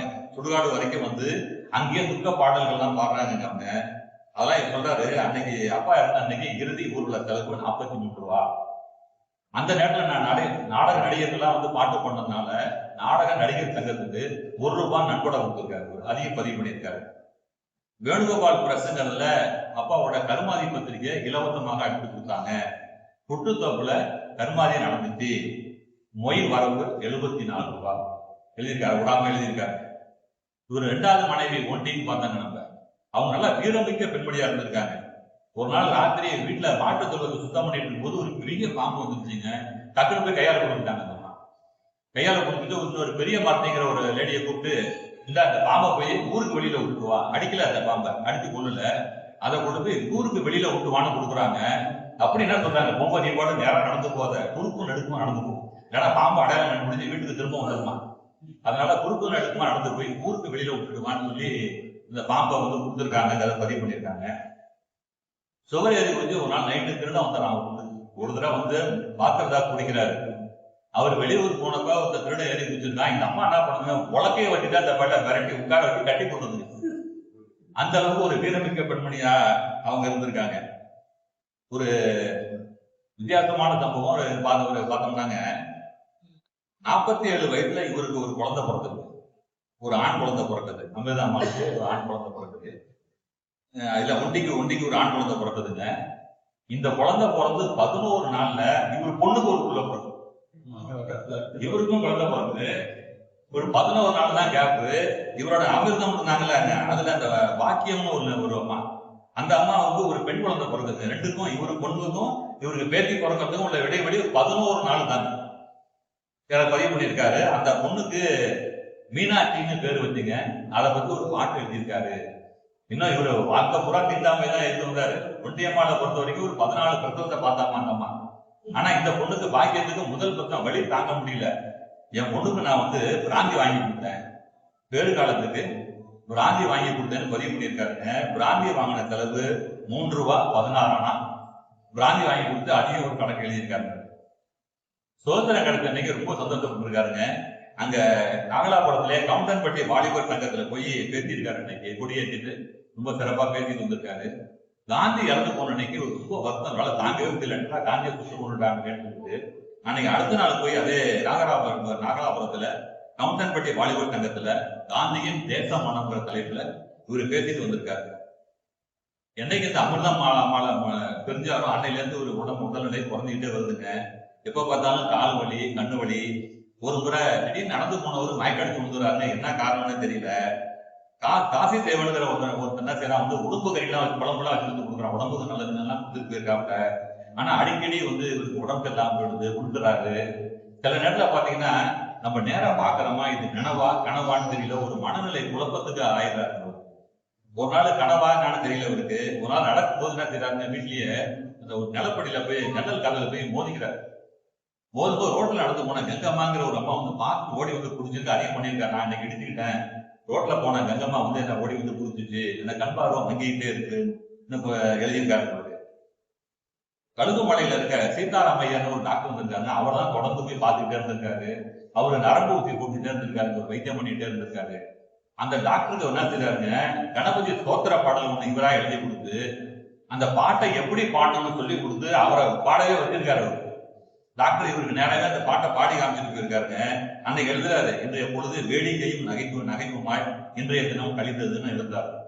அந்த மாதிரி தொடர்ந்து ட்ரீட்மெண்ட்லயே இருக்காரு அவரு. ஆனா கொஞ்சம் நாளாக இவரு கண் பார்வை முழுசா போயிடுச்சு. 1951 செப்டம்பர் மாசம் 20ஆம் தேதி தான் இந்த நாட்களுக்குள்ள கடைசி பதிவு எழுதுறாரு. அது வரைக்கும் பாரி கண்ணு தெரியல, சுத்தமா போனதுக்கு அப்புறம் அவர் போயிடுச்சுங்க. கடைசி பதிவு என்னன்னாங்க, செலவுகள் 3, கடை செலவு 1 ரூபாய். இரவு மனோகரன் என் கால்மாட்டிலேயே நித்திரை செய்தான். உடம்பு செல்லாமனால பையன் காலடியிலே படுத்துக்கிறார். உடன் பாரியும் இருந்தால், மனைவி பக்கத்துல இருந்தாங்க. நரம்பு ஊசி போடப்பட்டது. சாமத்தில் பாரி ஒண்டி பாண்டி கோயில் விபூதியால உள்ளங்கால விபூதி எடுத்து உள்ளங்கால எழுந்தார். பாரினா மனைவி, பாரி இல்ல பாரி, இங்க ஒரு பாரி இருக்காரு, மனைவி பாரியான்னு சொல்றாங்களா, மனைவி சொல்றாரு. இந்த ஒண்டி பாண்டி கோயில் விபூதியை எழுதானே உள்ளங்கால எழுதினான்னு எழுதுறாங்க. இதுதாங்க இதோட கடைசி பதிவுங்க. இதற்கு பிறகு இவருக்கு முழுமையா கண் பார்வை இல்லாம போயிடுச்சு. அதற்கு பிறகு ஒரு 15 மாசம் உயிரோடு இருந்திருக்காரு. அந்த தெருவில் இருந்தவங்க உறவினர் நண்பர்கள்லாம் இவரை கையை பிடிச்சி வெளியில அழைச்சிட்டு வருது, பேப்பர் படிக்க சொல்லி உட்காந்து கேட்பாராம். யாராவது நாடகத்துக்கு பாட்டு வேணும்னு கேட்டாங்கன்னா அப்படியே வாய் வழியாவே சொல்றது, எழுதி கேட்பான்னு சொல்லி அது மாதிரிலாம் பாடல்கள் கொடுத்து அந்த காலத்துல கூட அந்த நேரத்துல கூட பாட்டு கொடுத்துட்டே இருந்திருக்காருங்க. இது இருந்தவர் 1952ஆம் ஆண்டு டிசம்பர் மாதம் 20ஆம் தேதி இவர் இறந்துட்டாரு. இவரு நம்ம ஏற்கனவே பார்த்தோம், நம்ம நாகலாபுரத்துல ஒரு மிகப்பெரிய இடம் இருந்துச்சுங்க. அதுல என்ன, ஒரு பெரிய இடம், அந்த ஒரு இடத்துலங்க ஒரு பெரிய கிணறு வெட்டுறாங்க. பெரிய கிணறு வெட்டி அங்க இருக்க தண்ணியை எடுத்துட்டு போய்ங்க சானிட்டரி இன்ஸ்பெக்டர்கிட்ட இந்த தண்ணி குடிப்பதற்கு தகுதியான தண்ணியான்னு போய் சான்று வாங்குறாரு. அந்த காலத்துல 30-35 தண்ணியை எடுத்துட்டு போய் குடிக்கிறது தகுதியானதான சான்றிதழ் வாங்கி தாசில்தார்ட்ட அனுமதி வாங்கி அந்த ஊரோட பொது கிணறுன்னு அறிவிக்கிறாரு. இந்த ஊருக்கு பொது, ஏன் அவர் சொந்த இடம், அவர் சொந்த செலவுல கிணறு வெட்டுறாரு. வெட்டி அந்த ஊரோட பொது கிணறுன்னு அறிவிச்சு ஜாதி மதம் எந்த வித்தியாசமும் இல்லாம யாரு வேணாலும் இந்த கிணத்துல தண்ணி எடுத்துக்கலாம்னு அறிவிக்கிறாருங்க. இன்னைக்கும் அந்த கிணறு நாகலாபுரத்துல இருக்குங்க.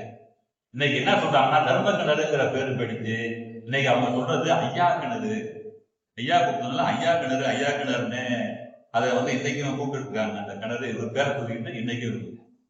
இவர் வாழ்நாள் முழுக்கங்க ஒரு தேசபக்தி மிகுந்த காங்கிரஸ்காரராகவே இருந்தாருங்க. எப்பொழுதுமே இவரோட உடை கதர் உடை தாங்க. யாரை பார்த்தாலும் கதர் துண்டு தான் போட்டுட்டு இருந்தாருங்க, வேற துண்டே போடுறது கதர் துண்டுகள் தான் அடுத்தவங்களை அணிவிக்கிறதா இருந்தாருங்க. காங்கிரஸ் காரராகவே வாழ்நாள் முழுக்க இருந்த இவரை காங்கிரஸ்காரங்க சுத்தமா மறந்து போயிட்டாங்கிறது. எந்த காலத்திலயும் இவரை காங்கிரஸ்காரங்க கண்டுக்கவே இல்லைங்க. இப்படியே இருந்து காங்கிரஸ்காரோட கவனிப்பு இல்லாமலே இவரு மறைந்து போயிட்டாருன்னு சொல்லுங்க. இவரை பத்திங்க தேசிய கவிஞர் கலைமாமணி வீரநாத் கோனாருங்கிற ஒரு பாட்டை பாடியிருக்காங்க. இவரை பத்தி சொல்றேன், ஒரே ஒரு பாடலை மட்டும் சொல்லிட்டு முடிச்சிடறேன். ஔவை அருள்மொழியும் ஆசு கவி காலமுகில் செவ்வையுறு மொழியும் சீர் கம்பர் திவ்ய பன்மொழியும் போன்றது மதுரகவி பாஸ்கரதாஸ் வாக்கான தன்மொழியும் பொன்மொழியே தான் எழுதியிருக்கார். கவி இனிக்கும் கற்கும் கருத்தினிக்கும் கேட்கும் செவி இனிக்கும் நாவினிக்கும் தெய்வ ஆவி இனிக்கும் தேமுதிர தெவிட்டாதினிக்கும் நன் மதுரகவி பாஸ்கரனார் வாழ்வு. எளிய முறையில் இனிய உரையில் தெளிய வரையும் திறனும் கிளியும் குயிலும் இணைந்த குரலின் அருமை பயில்வதாம் பாஸ்கரனார் எழுதியிருக்கார். ஒரு அருமையான வாய்ப்பினை வழங்கிய ஐயா அவர்களுக்கு நன்றி கூறி விடைபெறுவது. நன்றி. அனைவருக்கும் இனிய மாலை வணக்கம். சுமார் 6 மாதங்களுக்கு பிறகு மக்கள் சிந்தனை பேரவையினுடைய நிகழ்வு இந்த அரங்கத்திலே நடைபெற்று வருகிறது. இந்த நிகழ்ச்சிக்கு அடித்தளமாக இந்த அரங்கத்தினை எமக்கு வழங்கி வருகின்ற வங்கி ஊழியர் சங்க தலைவர் மரியாதைக்குரிய அன்பழகன் ஐயா அவர்களுக்கு இந்த நேரத்திலே எனக்கு நன்றியையும் வணக்கத்தையும் தெரிவித்துக் கொள்கிறோம். இந்த நூல் அறிமுக விழாவிற்கு இப்படிப்பட்ட ஒரு அற்புதமான ஒரு அருமையான ஒரு அற்புதமான மனிதரை பற்றிய தகவலை தேடி பிடித்து அதற்கான நூல் அறிமுகத்தினை ஏற்பாடு செய்து அமர்ந்திருக்கக்கூடிய மக்கள் சிந்தனை பேரவையுடைய மாநில துணைத் தலைவர் மரியாதைக்குரிய பேராசிரியர் கோ விஜயராமலிங்கம் ஐயா அவர்களுக்கும் எமது நன்றியும் வணக்கமும். அடுத்து இந்த நிகழ்ச்சிக்கு சிறப்பான முறையிலே வரவேற்புரை நல்கி அமர்ந்திருக்கக்கூடிய இனிய நண்பர் வி கலியபெருமாள் அவர்களுக்கு எமது நன்றியும் வணக்கமும். இந்த நிகழ்ச்சிக்கு சிறப்பான முறையிலே தலைமையேற்று தலைமையாற்றி அமர்ந்திருக்கக்கூடிய இனிய நண்பர் பேராசிரியர் செம்பியன் அவர்களுக்கும் எமது நன்றியும் வணக்கமும். இந்த நிகழ்ச்சியினுடைய மையப்புள்ளியாக இருக்கின்ற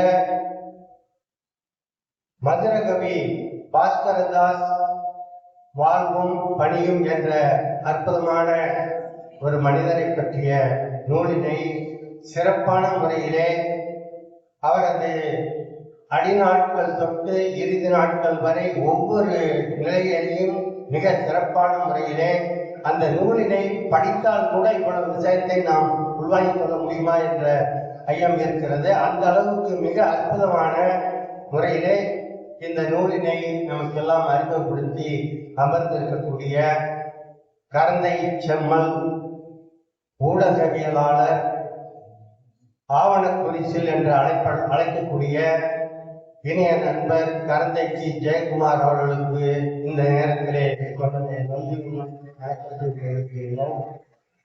அவரை பற்றி நாம் எல்லோருக்கும் தெரியும், எதையும் சொல்ல வேண்டியதில்லை. அந்த அளவுக்கு ஒரு அற்புதமான மனிதர்.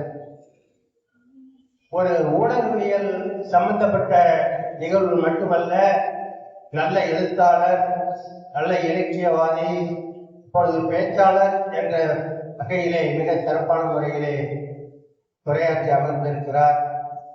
ஒரு மனிதர் வெள்ளைச்சாமி என்ற பெயரிலே இருக்கின்றவர் மதுர கவி பாஸ்கரதாஸ் என்று மாறி கலைஞராக, நடிகராக, பாடலாசிரியராக, நாடகத்துறையை ஆரம்பித்து திரைத்துறை வரை அவரது பயணத்தை மிக அற்புதமான முறையிலே நமக்கெல்லாம் எடுத்து சொல்லி நம்மை மகிழ வைத்திருக்கின்றார். அவருக்கும் இந்த நேரத்திலே மீண்டும் நன்றியும் வணக்கமும் தெரிவித்துக் கொள்கிறோம். அடுத்ததாக இந்த நிகழ்விற்கு கடைசி வரை வந்திருந்து பொறுமையாகவும் மன நிறைவோடும் அமர்ந்து கேட்டு ரசித்து அமர்ந்திருக்கக்கூடிய பல்வேறு இலக்கிய அமைப்புகளைச் சேர்ந்த தலைவர்கள், உறுப்பினர்கள், நண்பர்கள், அன்பர்கள் மற்றும் ஏனைய நிறைய வாசக வட்டத்தைச் சேர்ந்த தலைவர்கள், நண்பர்கள், அன்பர்கள், ஏனைய சான்றோர்கள், ஆண்டோர்கள் அனைவருக்கும் மக்கள் சிந்தனை பேரவையின் வாசக வட்டத்தின் சார்பாக எமது நன்றியையும் வணக்கத்தையும் தெரிவித்துக் கொண்டு வாய்ப்புக்கு நன்றி தெரிவித்து வருகின்றேன்.